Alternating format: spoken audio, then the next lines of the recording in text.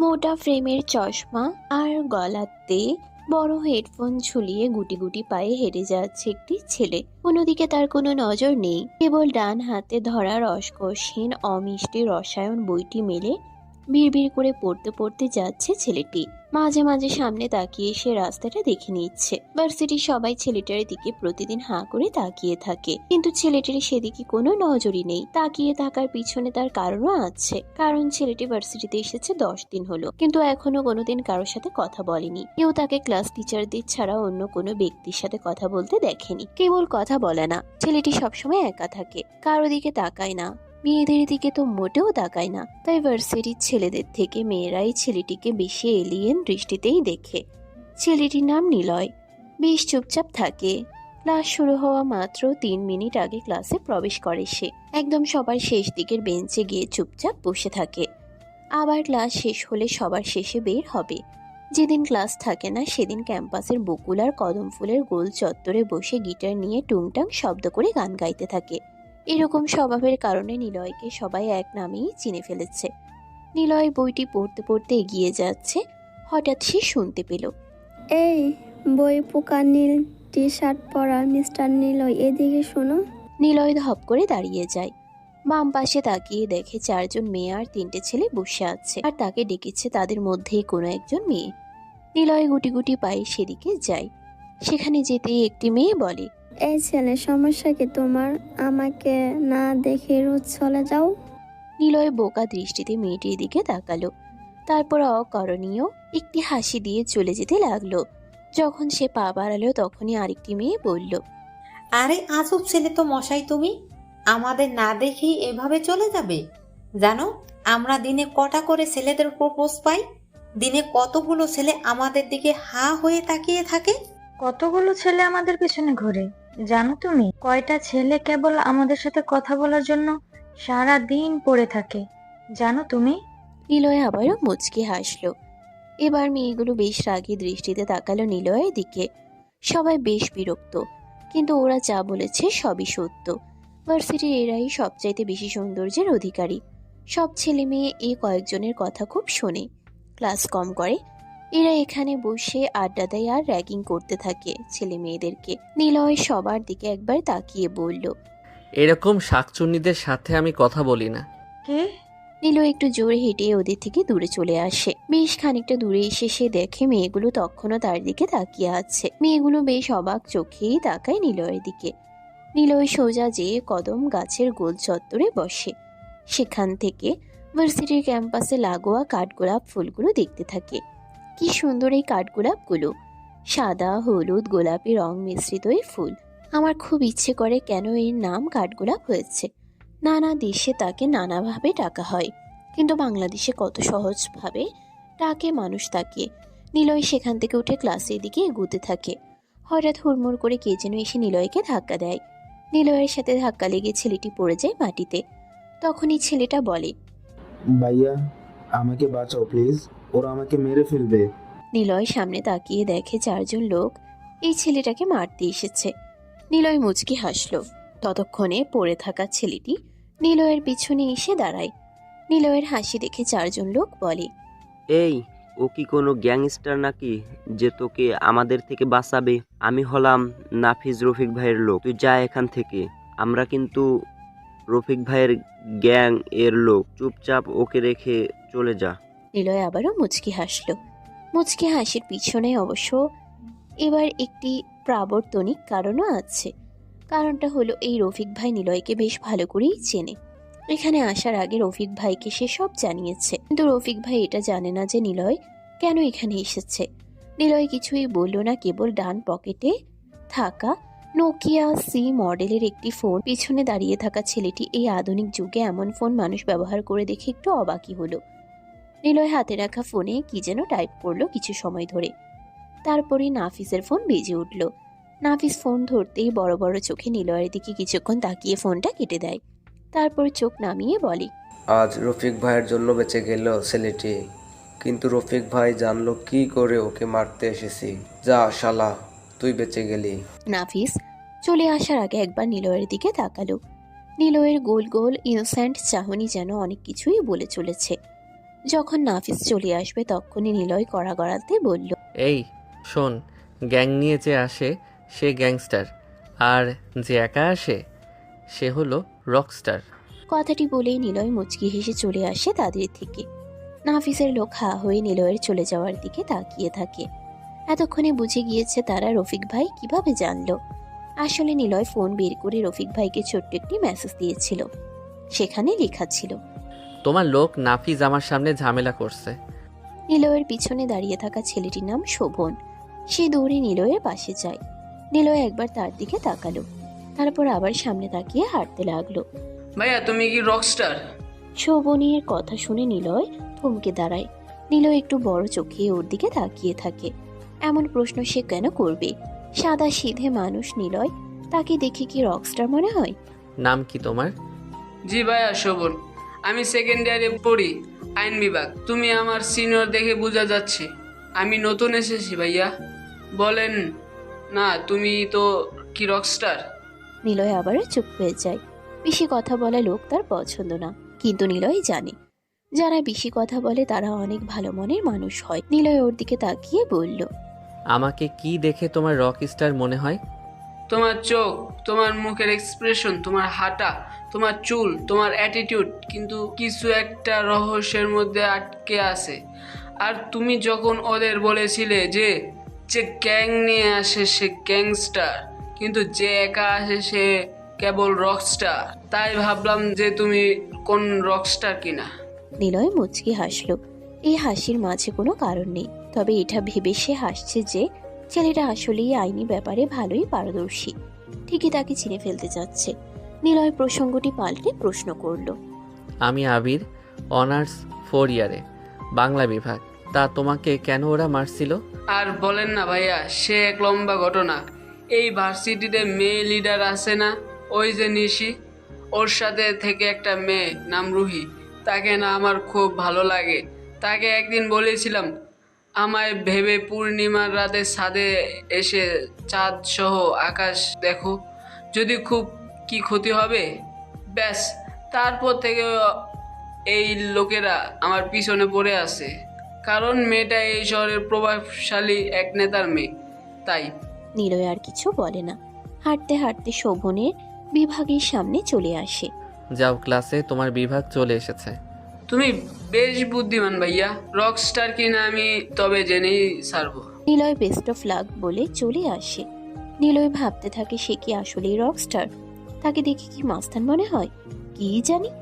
ভার্সিটিতে ঢুকতেই নিলয় অনেকটা অবাক হয়ে চারিদিক দেখতে থাকে, কারণ ভার্সিটিতে আজ কয়েক গাড়ি পুলিশ এসেছে। নিলয়ের বুকটা ধক করে উঠল। তবে কি তাকে এখানকার কোনো মানুষ চিনে ফেলেছে? কিন্তু কিভাবে সম্ভব এটা? নিলয় যা করে তার তো কোনো সাক্ষী কিংবা প্রমাণ রাখে না। নিলয় সামনে যায়। হঠাৎ শোভন ও আরো দুইটা ছেলে আসলো তার সামনে। ভাইয়া, ভার্সিটিতে না একটা খুন হয়েছে। খুন? কিসের খুন?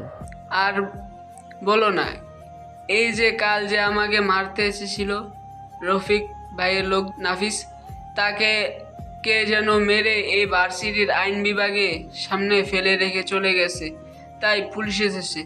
নিলয় আর কিছু বলে না, কারণ নিলয় জানে সে এমন করবে না। তবে কে হতে পারে যে নাফিসকে এভাবে মেরেছে? এই শহরের মধ্যে ওর মতো আর কে আছে ভাবতে থাকে নিলয়। ভাইয়া, তোমার সাথে পরিচয় করিয়ে দিই। এ হলো সামিউল, আর এ হলো সায়ান, আমার নতুন বন্ধু। আর এ হলো আবির ভাইয়া, আমাকে যিনি কাল সেভ করছিল। নিলয় ওদের দুজনের দিকে তাকায়। নিলয় খেয়াল করে শোভনের বাম হাতে ছোট ব্যান্ডেজ করা, কিন্তু কাল তো এটা ছিল না। আচ্ছা ভাইয়া, তুমি তো কারোর সাথে কথা বলো না, তাহলে আজ থেকে আমাদের তোমার সাথে রাখো না প্লিজ ভাইয়া, আমরা তো জুনিয়র। নিলয় কিছুই বলে না, কেবল সামনে এগুতে থাকে। গাছতলায় বসে ভাবতে থাকে, নাফিসকে কে মারতে পারে? রফিক ভাই? কিন্তু উনি তো মারার আগে আমাকে বলবেই। কিছু সময় নীরব হয়ে বসে থাকে আবির নামের নামধারী ছেলেটি। পাশে এসে শোভন, সামিউল আর সায়ান বসে। নিলয় কিছু বলে না, কেমন যেন ইনোসেন্ট ওদের মুখগুলো। নিলয় কিছু বলতে যাবে তখনই নিশি নামের মেয়েটি সামনে এসে দাঁড়ায়। এই যে মিস্টার, এত ভাব কেন তোমার? নিলয়ের দিকে তাকিয়ে নিশি নামের মেয়েটি কথাটি বলে। নিলয় একবার তাকিয়ে মাথাটা নিচু করে নেয়। পরিচিত ভার্সিটির আশেপাশে তাকাইও। এখানে আসার উদ্দেশ্য কেবল একটা নয়, অনেকগুলো কারণ আছে। তবে মেইন কারণ একটা আগন্তুক, যাকে নিলয় খুঁজে বেড়াচ্ছে। কি হলো, কানে সমস্যা? সমস্যা, আমাদের ভাইয়া মেয়েদের সাথে কথা বলে না। এখন যা তো। শোভন কথাটি বলেই নিলয়কে টেনে নিয়ে চলে আসে সেখান থেকে। নিশি বোকার মতো তাকিয়ে থাকে সেদিকে। কি রে, কি বুঝলি? ছেলেটার সাথে প্রেম করব। হবে না রে। দেখা যাক। ওরাও চলে যায়। নিলয় ভার্সিটি থেকে বের হয়ে আসে। লোক চোখের আড়ালে নিলয়ে থাকার জায়গাতে চলে আসে। সময়গুলো কেমন যেন থমকে গেছে নিলয়ের। সমাপ্ত থেকে আবার যেন সূচনা হয়েছে। বদ্ধ অন্ধকার, চারিদিকে ঝিঝি পোকার বিকট শব্দ। এক চিলতে নিভো নিভো আলোর সংমিশ্রণে যেন লাল রক্ত কালী দেবীর প্রতিমা তৈরি করেছে। পিঠ ঘুটে চারিদিক। নিলয় মাটিতে বসে আছে। চোখ দিয়ে অজস্র বিরামহীন পানি কপল বেয়ে পড়ছে। পাশে দাঁড়িয়ে আছে মাসুম, সিয়াম আর রাফাত। তারা তিনজনে একদম চুপ হয়ে দাঁড়িয়ে আছে। নিলয়ের ডান হাতে থাকা কালো রঙের পিস্তল থেকে এখনো সদ্য বের হওয়া বুলেটের গন্ধ পাওয়া যাচ্ছে বেশ। নীরবতার চারিদিকে ঝিঝি পোকাগুলো জট পাকিয়ে অন্তর্নিভৃত কোলাহল বাঁধিয়ে আরো বিষাদ করে তুলেছে। নিলয় জোরে আত্মচিৎকার করে আকাশের দিকে মুখ তুলে, তারপর সামনে পড়ে থাকা লাশটার দিকে চক্ষু নরম দৃষ্টিতে তাকিয়ে বলে, আমার কি ভুল ছিল? কি করেছিলাম আমি? তোকে ভালোবেসেছিলাম বলে? কথাটা শেষ করে আবারও ঠাস ঠাস করে দুটা গুলি মৃত লাশের বডিতে প্রবেশ করায়। তারপর উচ্চস্বরে হেসে দিয়ে বলে, আমার বন্ধু ছিলি না তুই? ভালোবাসতাম কাকে? এই রাকিবকে। আর তুই কিনা এমন করলি। পড়ে থাকা বডিটা নিলয়ের প্রিয় বন্ধু রাকিবের। রাকিবকে এখানে তুলে আনা হয়নি, বরং রাকিবকে এখানেই খুঁজে পেয়ে নিলয় মেরে দিয়েছে। নিলয় আবারও কান্না করছে, বিড়বিড় করে বলতে থাকে, কি দোষ ছিল? কেন এমন করলি? আমি তো ছেড়েই দিয়েছিলাম মাস্তানি। ভাইয়া চলো, অনেক রাত হয়েছে। নিলয়কে ধরে তোলে ওরা তিনজন। নিলয় চুপ হয়ে হাঁটতে থাকে। দূরেই দেখতে পাই একটি অবয়ব, সে পরিচিত ছায়া, তবে মুখটা অচেনা নিলয়দের। সে আগন্তুক, যার জন্য নিলয় ভার্সিটিতে এসেছে। নীলাদ্রিকে খুঁজতে সে ভার্সিটিতে আবারও গিয়েছে। কারণ রাফাতের প্রশ্ন শুনে নিলয় থেমে যায়। গাড়ির দরজা খুলতে যাবে তখনই রাফাত প্রশ্নটি করে। নিলয় রাফাতের দিকে তাকিয়ে চোখের পানি কয়েক ফোঁটা ফেলে দেয়। তারপর দরজা খুলে বাইরের দিকে মুখ করে বসে সিগারেট জ্বালায়। রাকিবের মৃত বডিটা দূর থেকে এখনো দেখা যাচ্ছে। নিলয় সেদিকে তাকিয়ে বলে, নিলয় বেঈমানদের কখনো বাঁচিয়ে রাখে না। নে দেখ। কিছু ফটোগ্রাফ নিলয় তার বড় কোটের পকেট থেকে বের করে ওদের তিনজনের কাছে দেয়। সবাই দেখতে থাকে রাকিব একটি মুখোশধারী মেয়ের সাথে কথা বলছে। নিলয় বলে, এই মেয়েটা নীলাদ্রি। রাকিব মেয়েটাকে চেনে। আশরাফ সাহেবও সবটাই জানতো, কিন্তু তিনি চেয়েছিলেন আমি যেন সব কিছু খুঁজে বের করতে পারি। তিনি বেঁচে থাকলে হয়তো অনেক আগেই কাছের শত্রুদের মেরে ফেলতে পারতাম। নিলয় সিগারেট শেষ করে। ফোনটা তখন বেজে ওঠে। স্ক্রিনের দিকে তাকিয়ে দেখে আফরিনের নাম্বার। নিলয় ফোন রিসিভ করে। ভাইয়া কাজ হয়ে গেছে। ওকে। আফরিন কল কেটে দেয়। আফরিন নিলয়ের হয়ে কাজ করছিল। আফরিনকে যেদিন নিলয়ের লোকেরা তুলে এনেছিল সেদিনই জানতে পারে রাকিব নীলাদ্রিকে জানে, আর আফরিনের সাথে রাকিব ভালোবাসার গেম খেলছিল। আফরিন পরে জানতে পেরে নিলয়কে সবটা বলে। নিলয় বহুবার রাকিবের কাছে নীলাদ্রির কথা জানতে চেয়েছিল, কিন্তু সে বলেনি। রাকিবকে নিলয় মারত না যদি না সে নিলয়ের সাথে বেমানি করত। নিলয়ের ফোনটা আবারও বেজে ওঠে। তাকিয়ে দেখে অচেনা একটি নাম্বার থেকে কল এসেছে। নিলয় রিসিভ করে। ও পাশ থেকে বলতে থাকে, কি দোষ করেছিল ও তোমার কাছে? কেন তুমি মেরেছিলে তাকে? সে যদি অনেক বড় দোষ করে থাকতো তাহলে আপনিও অনেক বড় দোষী মিস্টার নিলয়। তোমার সামনে তো রাকিবকে টপ হিসেবে রেখেছিলাম, অস্ত্র নয়। মাইন্ড দিয়ে খেলো মিস্টার রাফিয়ান। কলটা কেটে দেয় নীলাদ্রি। নিলয়ের চোখে রাগের প্রতিচ্ছবি বিষ করাভাবেই ফুটে উঠেছে। নিলয় বিড়বিড় করে বলে, তবে কি সে চাচ্ছে আমি আমার কাছের লোকদের এক এক করে মেরে ফেলি? সে চাইটা কি? আমাকে ধ্বংস করতে চাইলে একেবারেই করুক, এভাবে খেলার কি দরকার? নিলয় ভার্সিটির গেটের কাছে আসতেই শোভন, সায়ান আর সামিউল সামনে এসে দাঁড়ায়। হাই আবির ভাইয়া, কেমন আছো? ভালো। নিলয় ভার্সিটির মধ্যে প্রবেশ করে। দূর থেকে নিশিকে সে দেখতে পায়। নিলয়দের দিকে এগিয়ে আসতে থাকে। নিলয় নিশির দিকে ভালোভাবে লক্ষ্য করে। কেমন যেন নিশিকে তার চেনা চেনা লাগছে। কোথায় যেন সে এর আগে দেখেছে নিশিকে। বহুদিনের পরিচিত কেউ হবে। কেমন আছেন মিস্টার আবির? নিলয় কিছু বলে না। নিশির দিকে কিছু সময় তাকানোর পর সোজা হেঁটে চলে যেতে থাকে। নীল রঙের বাড়িটা আজ বেশ ফাঁকা লাগছে। চারিদিক যেন একদম আদি শূন্য ভর করেছে। লোলুপ দৃষ্টিতে নিলয় কিছুটা সময় বাড়ির আশেপাশে তাকায়। এই বাড়িতে অনেকদিন হলো সে আসে না। আসলেও মাত্র এক রাতের জন্য সে আসে। সকালে হলেই চলে যায়। প্রিয় রুমটাতে যে বিছানার নিচে থাকা .52 ক্যালিভারের পিস্তলটি হাতে নেয়। নিজের কপালে লাগিয়ে বহুবার ট্রিগারে চাপ দিতে চেয়েছে নিলয়, কিন্তু পারেনি। কেন পারেনি নিলয় তার উত্তর আজও সে মিলাতে পারে না। বিছানায় এসে ধপ করে বসে পড়ল। মাসুম, রাফাত আর সিয়াম সোফাতে বসে নিলয়ের উদ্ধৃত মন খারাপের অধনায় তাকিয়ে আছে। নিলয় কিছু একটা বলতে যাবে তার আগে মাসুম বলল, ভাইয়া তোমাকে আর এখানে আসতে দেব না। তুমি এখানে আসলে কেমন যেন চুপচাপ হয়ে যাও। ভাইয়া, ভাবি যে এমন করবে কে জানতো। এসব বাদ, চলো পুরো শহরটাকে আগন্তুকের মতো জ্বালিয়ে দিই, রাজত্ব করি চলো। নিলয় কিছু বলে না। ওদের দিকে তাকাতেই ওদের পিছনে থাকা দেয়ালে নেহার সেই খরগোশ ছানা ধরে রাখার ছবিটাতে নিলয়ের চোখ পড়ল। চোখের পলকে বাধাগ্রস্ত করে কিছুক্ষণ তাকিয়ে থেকে বলল, এখানে আসলে কেমন যেন হালকা হালকা লাগে। না লাগে না।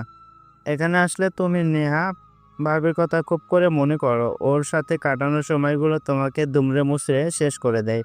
প্লিজ আর আসবে না। যা হয়েছে সেটা না হয় বাদ দাও। মাসুমের কথা শুনে নিলয় হাসে। কাছের মানুষ বলতে মাসুম, রাফাত আর সিয়াম ছাড়া ওর কেউ নেই। আর সামনে ঢাকা সিটি মেয়র নির্বাচন। সেখানে নিলয় মাসুমকেই সিলেক্ট করেছে নির্বাচন করতে। নিলয় কিছুক্ষণ পাইচারি করতে করতে থেমে যেয়ে বলে, ঢাকা ভার্সিটিতে কেউ আমাকে চিনতে পারেনি তো? না ভাইয়া, তোমার গেট আপ আলাদা একদম।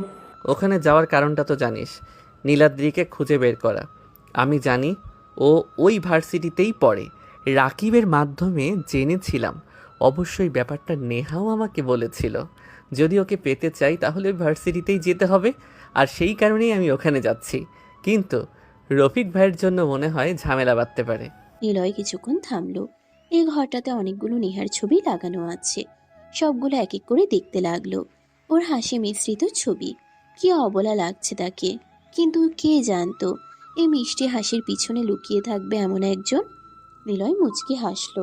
সবাই ওর হাসির দিকে তাকিয়ে আছে। কেন সে এভাবে হাসছে কেউ তা জানার চেষ্টা করছে না। নিলয় কিছুক্ষণ তাকিয়ে থেকে ওদের দিকে মুখ করে বলতে লাগলো, তোদের কেউ কি নাফিসকে মেরেছে? কই না তো ভাইয়া, আমাদের গ্যাংয়ের মধ্যেও একটু বেপরোয়া হলো রুদ্র। তোমার অপমান ও একদমই সহ্য করতে পারে না, কিন্তু সেও বলছে নাফিসকে মারেনি। তাহলে কে আছে? কে হতে পারে নাফিসকে এভাবে মারবে? তাও আবার রফিক ভাইয়ের লোক নাফিস। আমাদের মতো গ্যাং তার নিশ্চয়ই আছে।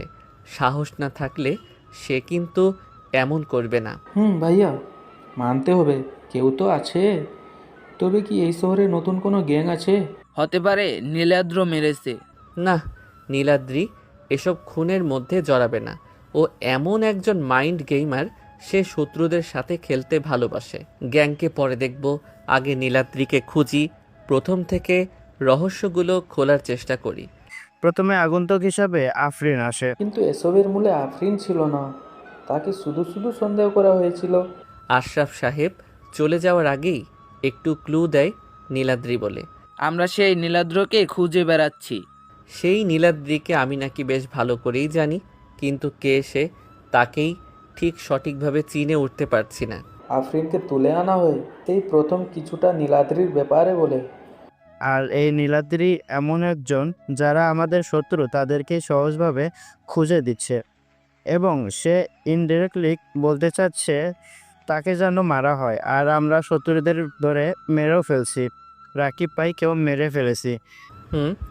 নেহার সাথে বিয়ের পার্টিতে মাহি নামের একটি মেয়ের সাথে পরিচয় হয়। ওই মেয়েটার সাথে ভার্সিটির এই নিশি নামের মেয়েটির অনেক মিল খুঁজে পাচ্ছি। আচ্ছা ভাইয়া, নেহা ভাবি তো সবই জানতো, তাহলে কেন আমাদের বলেনি? আর কেনই বা এমন করলো? বাদ দে এখন। নেহা ভাবি বলেছিল নীলাদ্রিকে পেতে হলে ভার্সিটিতে যেতে হবে। তার মানে নীলাদ্রি ওই ভার্সিটিতেই আছে। গোয়েন্দার মতো নিলয় পিছনে হাত দিয়ে কয়েকবার পায়চারি করলো। মাসুমের দিকে তাকিয়ে বলল, কাল থেকে তোরা খোঁজ নিবি নাফিসকে কে মেরেছে, আর আমি খোঁজ নেব নীলাদ্রির। আচ্ছা, তবে তুমি সাবধান থাকবে। নীলাদ্রি হয়তো জানে না তুমি ভার্সিটিতে আছো। হুম। নিলয় গুটি গুটি পায়ে হেঁটে ভার্সিটিতে প্রবেশ করে। নিশি নামের মেয়েটি তার সামনে এসে দাঁড়ায়। নিলয় চোখ তুলে খানিকটা তাকিয়ে পাশ কাটিয়ে চলে যাবে, তখনই নিশি বলে, আবির সাহেব, এত অ্যাটিটিউড কেন? নিলয় দাঁড়িয়ে যায়। নিশির দিকে তাকিয়ে মুচকে এক হাসি দেয়। নিলয় কিছু বলতে যাবে, তখনই সে দেখতে পায় একটি জিপে করে কয়েকজন ছেলে আর একজন বাইকে করে ভার্সিটিতে প্রবেশ করছে। ভার্সিটির সবাই বলতে গেলে সব ছেলে ওদেরকে দেখে ক্লাসের দিকে দৌড়ে চলে যেতে লাগলো। নিলয় কিছুটা সময় অপরিচিত লোকগুলোর দিকে তাকিয়ে রইল। হার্মিগুলো আবার আসছে। নিশির দিকে তাকায় নিলয়। নিশির মুখ থেকে এমন কথা শুনে খানিকটা অবাক হয়। তার মানে এরা ভার্সিটির পরিচিত লোক, কিন্তু তাদেরকে এভাবে কেন বলা হচ্ছে নিলয় তা জানে না। নিলয় নিশির সামনে থেকে চলে আসে কয়েক ধাপ। তখনই বাইকে বসা ছেলেটি নিশির চারপাশ ঘুরে চক্কর মারতে থাকে। দেখ আরিফ, ভালো হবে না কিন্তু। যে দিক দিয়ে এসেছিস সেদিক দিয়ে চলে যা। নিলয় ঘুরে তাকায়। আরিফ নামের ছেলেটি বাইক থেকে নামে। জিপটাও থেমে যায়। আরিফ বাইকে থেকে নেমে একটা সিগারেট জ্বালায়। তারপর নিশির দিকে তাকিয়ে বলে, আমাকে কি বলেছিলি মনে আছে তোর? আরিফ, তুই আমার সামনে থেকে যা বলছি। আরিফ আর নিশি সেম ক্লাস, কিন্তু আরিফ হচ্ছে এই ঢাকা শহরের সবচাইতে পরিচিত একটি মুখ। কারণ আরিফ একসাথে রাজনীতি করে, আবার বেশ উচ্চ পদস্থ মাস্তানও বটে। নিশিকে সে ভালোবাসতে চায়, কিন্তু নিশি তার কোনো সুযোগই দেয় না। এর কারণ আরিফ জামা কাপড়ের মতো মেয়ে বদল করে। আরিফ আবার বলে, তুই না বলেছিলি তোকে ভালোবাসি বললে আর ফল ভালো হবে না? শোন, আমি তোকে ভালোবাসি আর তোকে তুলে নিয়ে যেতে চাই। তোর বাপ নয়ন চৌধুরী আর তোর ভাই শরীফ চৌধুরী আমার কিছু করতে পারবে না। নিলয় বোকার মতো তাকিয়ে থাকে। আরিফের কাছ থেকে শোনা নাম দুটোর সাথে নিলয় অনেক আগেই পরিচিত, কিন্তু ওনাদের সাথে নিলয়ের কোনোদিন কথা হয়নি। কেবল আশরাফ সাহেবের মুখ থেকে দুজনের কথা শুনেছিল। সিআইডি অফিসার শরীফ চৌধুরী আর সাংবাদিক নয়ন চৌধুরী, দুটো নাম বেশ পরিচিত নিলয়ের কাছে। আর এই দুটো নাম জড়িয়ে আছে নীলাদ্রি নামের সে আগন্তুক মেয়েটির সাথে। তার মানে নিলয় দুয়ে দুয়ে চার ভেবে নিশির দিকে এগুতে থাকে। আরিফ নিশির হাত ধরতেই নিশি বলে, দেখ আরিফ, শত্রুতা তোর আর আমার। এখানে না আমার বাবা না ভাই আসবে। ভালোভাবে বলছি, আমার থেকে দূরে থাক।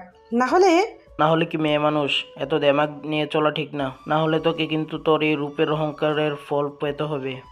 আরিফ, হাত ছাড়। আরিফ নিশির হাত বেশ শক্ত করে ধরে। নিলয়ের পাশে এসে দাঁড়ায়। নিলয়ের দিকে আরিফ কিছু সময় তাকিয়ে থেকে বলে, আবে তুই কে? নিলয় কিছু না বলে চুপ করে থাকে। তারপর আবার বলে ওঠে, কি হলো, কথা বলছিস না কেন? বোবা নাকি? ওহ, মেয়েটার জন্য ধরো জমেছে নাকি? ওই জিসান দেখ নায়ক আসছে, শালাটাকে বানা, আমি ওরে দেখছি। জিপ থেকে ছেলেগুলো নামতেই সবাই শুনতে পায় একটি হুইসেল। গেটের দিকে তাকিয়ে দেখে দুটো জিপে করে 17 থেকে 18 জন পুলিশ ভার্সিটিতে প্রবেশ করছে। আরিফ নিশির হাত ছেড়ে দেয়। জিসানও থেমে যায়। আরিফ নিশি আর নিলয়ের দিকে রাগি চোখে তাকিয়ে থাকে। কয়েক মিনিট পুলিশগুলো চলে আসে, ওদের ঘিরে দাঁড়ায়। আরিফের দিকে তাকিয়ে নিশি বলে, তোকে না বলেছিলাম আমার হাতটা ছাড়? কথা শুনলি না? তোকে তো আমি পরে। সবাই ভার্সিটির গেটের দিকে তাকায়। কালো রঙের বড় একটি গাড়ি ভার্সিটির মেইন গেট ক্রস করে নিলয়দের দিকে এগিয়ে আসছে। কয়েক সেকেন্ড পরেই গাড়ির তাদের থেকে কয়েক হাত দূরে এসে দাঁড়ায়। গাড়ির দরজা খুলে কালো স্যুটটাই পরা একজন ব্যক্তি নামলো। নিলয় নিশির দিকে তাকায়। নিশি মুচকি হাসে। নিলয় লোকটাকে বেশ ভালো করেই চেনে। সিনিয়র সিআইডি অফিসার শরীফ। ছদ্মবেশী নিলয়কে এখানে কেউ না চিনলেও নিলয় কিন্তু সবাইকে চেনে। অফিসার, এটাকে নিয়ে যান। শরীফ সাহেবের কথা মতো পুলিশরা আরিফকে নিয়ে চলে যায়। নিশি এসে শরীফকে জড়িয়ে ধরে বলে, তোমাকে কে ফোন দিল? তোর উপর আমার নজর থাকবে সব সময়। কেউ ফোন দিয়েনি, নিজেই এসেছি। তুমি পারো বটে ভাইয়া। তো ছেলেটাকে? নিলয় এতক্ষণ হাবার মতো সেখানেই দাঁড়িয়েছিল, তাই শরীফ সাহেব নিলয়ের দিকে তাকিয়ে কথাটি বলল। নিলয় আজ হুট করে সবকিছু পেয়ে যাবে ভাবতেই পারেনি। নীলাদ্রিকে খোঁজার সে কতটাই না চেষ্টা করেছে, অথচ সে নীলাদ্রিকে আগেই চিনত, আগেই তার সাথে পরিচয় ছিল।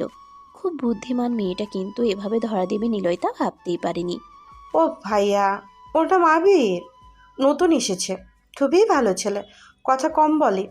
আরিফ যখন আমার সাথে ঝামেলা করছিল তখন ও এগিয়ে আসে। হ্যালো, দেখি তো মনে হয় না তুমি আফরিনের মতো ছেলের সাথে ফাইট করতে পারবে। আমার ঝালুক তাতে করে মনে হয় বড় জোর মশা মারতে পারবে।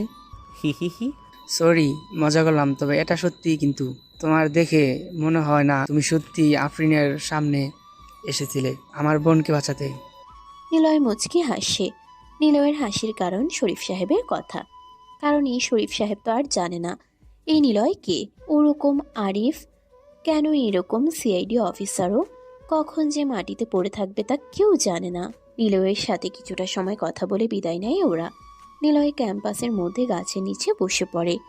নিলয় হাসে, তবে শব্দহীন হাসি, যা সবাই দেখলেও শব্দ শুনতে পারবে না। নীলাদ্রিকে সে পেয়েছে, এবার পালা নেহার। কিন্তু আমার সাথে কেন এমনটা করলে? আমি কিছুই করিনি, সবটাই তোমার ভাগ্য। ভাগ্য? আমার ভাগ্য আসলেই দুর্ভাগ্য, কিন্তু তুমি কেন এমন করলে? ওইসব বাদ, তোমাকে মারিনি কারণ তোমায় ভালোবাসি নিলয়, ভালোবাসি তোমায়। ধরফর করে ঘুম থেকে উঠে নিলয়। বিছানার আধা ফাঁকা জায়গাতে হাত দিয়ে নেহাকে খোঁজার ব্যর্থ চেষ্টা করলো নিলয়। তারপর খট করে উঠে টেবিলে থাকা পানির জগ থেকে গ্লাসে পানি ঢেলে ঢকঢক করে খেয়ে নিল। এরপর কিছুটা সময় লাগলো নিলয় যে নেহাকে নিয়ে স্বপ্ন দেখছিল তা বোঝার জন্য। জোরে এক নিঃশ্বাস ছেড়ে দিয়ে ফোনটা বের করে স্ক্রিনে নেহার হাস্যোজ্জ্বল ছবিটার দিকে তাকিয়ে থেকে মনে করার চেষ্টা করতে লাগলো নেহাজ নিলয়কে ছেড়ে যাওয়ার ঘটনাগুলো। নেহা দাঁড়িয়েছিল ব্যালকনিতে বৃষ্টি আসার অপেক্ষায়। নিলয়ের হাত ধরে বৃষ্টিতে ভিজবে তারা। নেহাকে অবাক করে দিয়ে সেদিন ঝুম বৃষ্টি আসে প্রকৃতিতে। নেহা একাই বৃষ্টিতে ভিজলেও নিলয়কে নিয়ে এর আগে কোনোদিন সে বৃষ্টিতে ভিজেনি। নিলয় ব্যালকনিতে এসে দাঁড়ায়। নেহার হাত ধরে সেদিন বৃষ্টিতে ভিজে অনেকটা সময় বৃষ্টির পানিতে গা ভাসিয়ে ভালোবাসার স্মৃতি বিস্তরণ করে। সারাদিনের বৃষ্টিতে ভালোবাসা বিলাসের পর ফিরে আসে বাড়িতে। সেদিন রাতটা ছিল নিলয়ের যেন স্বপ্নের রাত। নিলয় খুব কাছাকাছি আসে নেহার। সেদিন রাতে নিলয় যেন বেশ আরামেই ঘুমিয়ে থাকে। ভোর রাতের দিকে হঠাৎ নিলয় শুনতে পায় মাইকের শব্দ। আড়মোড়া ভেঙে চোখ মেলতেই সামনের দেয়ালে থাকা দেয়াল ঘড়িটার দিকে চোখ যায় নিলয়ের। তখন রাত 4টা বাজে। সারা রাত ভালোবাসা মিশ্রিত দুজন মানুষ গল্প করে খানিকটা আগেই ঘুমিয়েছিল। নিলয়ের চোখে তখনও ঘুমের রেশ লেগে আছে। নিলয় আবারও শুনতে পায় হ্যান্ড মাইকের শব্দ। কেউ যেন বিকট শব্দে বলছে, নিলয়, পালানোর চেষ্টা করো না, পুলিশ তোমাকে সব দিক দিয়ে ঘিরে রেখেছে, জলদি বাইরে এসে আত্মসমর্পণ করো। নিলয় বেশ কিছু সময় অবাক হয়ে চারপাশটা ভালো করে দেখতে থাকে। এক মুহূর্তের জন্য নিলয় ভেবে নিয়েছে সে কোনো নতুন জায়গাতে এসেছে কিনা। চেনা জায়গাটাও কেমন যেন তার কাছে অচেনা লাগতে শুরু করেছে। বিছানা ছেড়ে জানালার দিকে যায় নিলয়। জানালার কালো পর্দা হালকা তুলে তাকিয়ে দেখে বাড়ির সামনে অনেক পুলিশ দাঁড়িয়ে আছে। কিছু সময় বোবা হয়ে দাঁড়িয়ে নিলয় নিজেই মনে মনে বলে ওঠে, আমার বিরুদ্ধে তবে কি নীলাদ্রি সব প্রকাশ করে দিল? কিন্তু এভাবে সে প্রকাশ করবে ভাবতেই পারিনি। নেহাকে এখনই সরিয়ে ফেলতে হবে। কথাগুলো ভাবতে ভাবতে নিলয় বিছানার দিকে তাকায়। এতক্ষণ নেহা সেখানেই ঘুমাচ্ছিল, কিন্তু নিলয় দেখে সেখানে কেউ নেই। নিলয় কোনো কথা বলে না। বিছানায় থাকা বালিশের পাশে ফোনটা হাতে নিয়ে মাসুমকে কল দেয়, কিন্তু ফোনটা বেজেই চলেছে, তবুও কেউ রিসিভ করে না। একে একে রাফাত, সিয়াম সবাইকেই কল দেয় নিলয়, কিন্তু কেউ রিসিভ করে না। নিলয় যেন কথা মৃত চাহনি দিয়ে আবার জানলার কাছে যেয়ে দেখতে থাকে। আবারও শুনতে পায়, নিলয়, জলদি আত্মসমর্পণ করো। নিলয় বিছানার কাছে এসে পিস্তলটি বের করে। তখনই শুনতে পায় দরজায় কড়া নাড়ার শব্দ। ঠক ঠক ঠক। নিলয় চমকে যায়। হাতের পিস্তলটি সেট করে একবার ভাবলো দরজার সামনে কোনো পুলিশকে ধরে মাথায় পিস্তল ঠেকিয়ে ব্ল্যাকমেল করে এখান থেকে বের হবে। আবার ভাবলো যদি তারা সবাই দরজা খোলার সাথে সাথেই গুলি করে। নিলয় কিছুক্ষণ পিস্তল হাতে দাঁড়িয়ে থাকে। ঘড়িটার দিকে চোখ যায়। শান্ত মস্তিষ্কের মানুষটা কেমন যেন অশান্তভাবে রুমের মধ্যে পায়চারি করছে। ঘড়িতে তখন 5টা বাজে। একদম কাক ডাকা ভোর। নিলয় ধীর পায়ে এগিয়ে গিয়ে দরজার কাছে দাঁড়ায়। আস্তে করে দরজা খুলতেই দেখে 4 জন পুলিশ পিস্তল নিয়ে নিলয়ের দিকে তাক করে দাঁড়িয়ে আছে বেশ খানিকটা দূরে। নিলয় পিস্তলের ট্রিগারে চাপ দিতে যাবে, তখনই পিছন থেকে কেউ নিলয়ের মাথায় পিস্তল ঠেকিয়ে দাঁড়ায়। নিলয় ঘুরতে যাবে, তখনই 4 জন পুলিশ এসে নিলয়ের হাত থেকে পিস্তল নিয়ে নেয়। তারপর সেই 4 জন পুলিশ স্যালিউট করে দাঁড়িয়ে থাকে সেখানেই। নিলয়ের সামনে তাকিয়ে হাওয়ার মতো এসব দেখতে থাকে। পিছন থেকে পিস্তলটি নামিয়ে নেয় কেউ একজন। নিলয় সেদিকে ঘুরে তাকায়। পিছনে তাকাতেই নিলয়ের যেন সবকিছু এলোমেলো হয়ে যায়। যাকে সে এভাবে কোনোদিন কল্পনাও করেনি সে আজ নিলয়ের সামনে দাঁড়িয়ে আছে, তবে নতুন এক রূপে।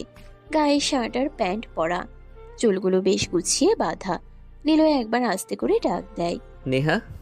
নেহা মুচকি এসে ওঠে, তারপর নিলয়ের দিকে তাকিয়ে থেকে বলে, কি করব? দেশের সবচাইতে বুদ্ধিমান মাস্তান দা রাফিয়ানকে ধরার জন্য দায়িত্বটা সবচাইতে বুদ্ধিমান ক্রাইম ব্রাঞ্চের অফিসার নেহা আহসানের উপরই দেয়া হয়েছে। আমি যে একজন পুলিশ এটা আমার পরিবারও কোনোদিন জানে না, আর সেটা তুমি কি করে জানবে মিস্টার রাফিয়ান? নিলয় ঠিক কি বলবে খুঁজে পাচ্ছে না। পায়ের তলা থেকে যেন মাটি সরে গেছে। নিলয়ের মাথাটা কেমন যেন ঝিমঝিম করছে, সারা শরীর কেমন যেন কেঁপে উঠল ওর। গায়ের লোমগুলো অজান্তেই দাঁড়িয়ে গেছে। বারবার নিলয়ের মাথায় একটাই প্রশ্ন ঘুরতে লাগলো, কেন এমন করলো? কেন তাহলে ভালোবাসা নামক প্রজাপতিকে নিয়ে খেলা করলো? কেন এত নাটক করলো? নিলয় প্রশ্নগুলো করে না, আসলে নিলয়ের গলা দিয়ে কথা বের হচ্ছে না। তবুও কেন জানি না নেহা সেই প্রশ্নগুলোই ঠিকঠাক বুঝে নিয়ে বলতে লাগলো, জানি এখন হয়তো ভাবছো কেন এত কিছুর পর তোমায় ধরলাম। আসলে নীলাদ্রি হলো আমার ইনফর্মার, আর ও তোমার এক সময় আত্মীয় ছিল। নেহা থামে। নিলয়ের চোখ বেয়ে কখন যে পানি গড়িয়ে পড়তে লাগলো নিলয় তা টের পায়নি। নিলয়ের পাশে 4 জন পুলিশ পিস্তল হাতে নিলয়ের দিকে তাক করে দাঁড়িয়ে আছে। নিলয় যেন আজ কেমন চুপসে গেছে। তবে পিস্তলের সামনে দাঁড়ানোর জন্য না, নেহার এমন রূপ দেখে। নেহার দিকে তাকায় নিলয়। নেহা বলে, প্লিজ এখনই এত কান্নার দরকার নেই। আর Niloy, I mean the great mister ruffian, কাঁদতে কেমন যেন বেমানান লাগছে। তোমার চোখে কান্না নয়, বরং হিংস্রতা মানায়, যা তোমাকে খুন করার সময় দেখা যায়। অবাক হচ্ছ নিশ্চয়ই। নেহা হাসতে থাকে, শব্দহীন হাসি নিয়ে নিলয়ের দিকে তাকিয়ে থাকে। নিলয়ের মাঝে যেন সব ধরনের শূন্যতা এসে ভর করেছে। যাকে প্রচণ্ড বিশ্বাস করতো নিলয়, সে মেয়েটা আজ পুলিশ হয়ে সামনে দাঁড়িয়ে আছে। নিলয় কখনোই তা কল্পনা করেনি। নেহা আবার বলে, আমি সবটাই জানি, কেবল জানতাম না তোমার মাস্তানিতে আসার গল্পটা, জানতাম না তোমার মিমিকে মারার গল্পটা। তবে এটা জানতাম তোমার সাথে মিমি জড়িয়ে আছে, ও ছিল তোমার জুনিয়র অফিসার। আচ্ছা থাক, একটু পরেই সব খুলে বলি। এখন তোমার সাথে একটু প্রেম করা যাক কি মিস্টার রাফিয়ান? নেহা কথাগুলো বলে আবার হাসতে থাকে। নিলয়ের পাটা যেন কেমন অস্থির হয়ে কাঁপতে থাকে। ভয়ে নয়, কেমন যেন গুজবাম হয়ে সবটা এলোমেলো হয়ে যাচ্ছে। নিলয় অনেক কিছু বলতে যেও কিছুই বের হচ্ছে না মুখ থেকে। আকস্মিক অবাকতায় নিলয়ের কথা যেন একদমই হারিয়ে গেছে। কেবল মনে মনেই অনেক রকমের কথা সাজাতে থাকে নিলয়, কিন্তু উত্তেজনায় তার সবটা যেন বেখাপ্পা হয়ে যাচ্ছে বারবার। কিশোর গচ্ছিত সিংহকে যেন লড়াইয়ে হারানোর পর সবাই মিলে জোর করে কেটে নেওয়া হয়েছে তার গর্বের কিশোর। সে না পারছে তার জাতির সাথে থাকতে, না পারছে একা হতে। নিলয়ের অবস্থাটাও ঠিক একই রকম। নেহার দিকে বিদঘুটে দৃষ্টিতে তাকায় নিলয়। সে কোনোদিন এমন করবে নিলয় তা ভাবেনি। কখনই নেহার দিকে সে এভাবে তাকায়নি। নিলয়ের তাকানোর মাঝে ছিল ভালোবাসা আর মায়া, যা নেহার জন্য সর্বদাই উচ্চশীল। কিন্তু আজ নেহা হাসতে হাসতে বলে, ভেতরে আসো মিস্টার নিলয়। নিলয়ের পা যেন চলে না। পিছন থেকে 4 জন পুলিশ নিলয়ের হাতে হ্যান্ডকাপ পরিয়ে দেয়। তারপর নেহাকে স্যালিউট করে ওরা চলে যায়। নেহা বিছানার উপরে থাকা নিলয়ের সিগারেটের প্যাকেট থেকে 2টো সিগারেট বের করে। নিলয় অবাক চোখে তাকিয়ে থাকে সেদিকে। নেহা একটা সিগারেট জ্বালায়। নিলয় হাঁ হয়ে নেহার দিকে তাকিয়ে আছে। যে মেয়ে দুধ খেতে চাইতো না, আর আজ সে মেয়ে নিজেই সিগারেট জ্বালিয়ে নিজের ঠোঁটে রেখে টানতে ব্যস্ত। নেহা আরেকটা সিগারেট জ্বালিয়ে নিলয়ের দিকে বাড়িয়ে বলে, এই নাও খাও, তুমি তো সিগারেট খাও, নাও এটা। ওপস, তোমার তো হাতই খোলা নেই। যাকগে, আমিই খাই, আর তুমি গল্প শোনো। নেহার মুখে হাসিটা নিলয় আর এক মুহূর্ত সহ্য করতে পারছে না। আজ যেন নিলয়ের সব শক্তি নেহা নামে মেয়েটি কেড়ে নিয়েছে। নেহা আবার বলে, প্রায় রাতেই দেখতাম তোমায় কালো কোট পরে বাইরে যেতে, তোমার কাছে থাকতো পিস্তল, আর আমি তখনই নীলাদ্রিকে বলতাম খোঁজ নিতে। সেই বলতো তুমি কখন কাকে কিভাবে মার্ডার করতে। যখন তুমি বাড়িতে আসতে তখনও জেগে থাকতাম আমি। তোমার প্রতিটা পদক্ষেপ আমার চেনা। তুমি লুকিয়ে পিস্তল রাখতে পারো, আর আমি কেন পারবো না পরিচয় লুকিয়ে রাখতে? তোমার বাড়িতে বসেই আমি সব কিছু জানতাম। তোমার ব্যাপারে উপর লেভেলে যেভাবে আমায় বলা হয়েছিল, তোমাকে দেখার পর মনে হয়েছিল আসলে তুমি ঠিক ওই রকম না। ভয়ঙ্কর একজন মানুষ হিসেবে তোমায় জানতাম আমি, কিন্তু তোমাকে দেখে প্রথমেই ভেবেছিলাম you are chocolate boy, but তুমি তো সেরকম নও। তোমাকে অনেক পুলিশ আগেই ধরতো, কিন্তু তোমার প্রমাণের অভাবে ধরতে পারতো না। তবে আজ প্রমাণ আছে, সাক্ষী আছে। জানো কে সে? সে হচ্ছে নীলাদ্রি। তোমার ক্রাইমের সব প্রমাণ আছে ওর কাছে, আর ও আজই আমার সবটা দেবে। আর তাই দেরি করলাম না, আমি তোমাকে ধরেই নিলাম। নিলয় হাসলো।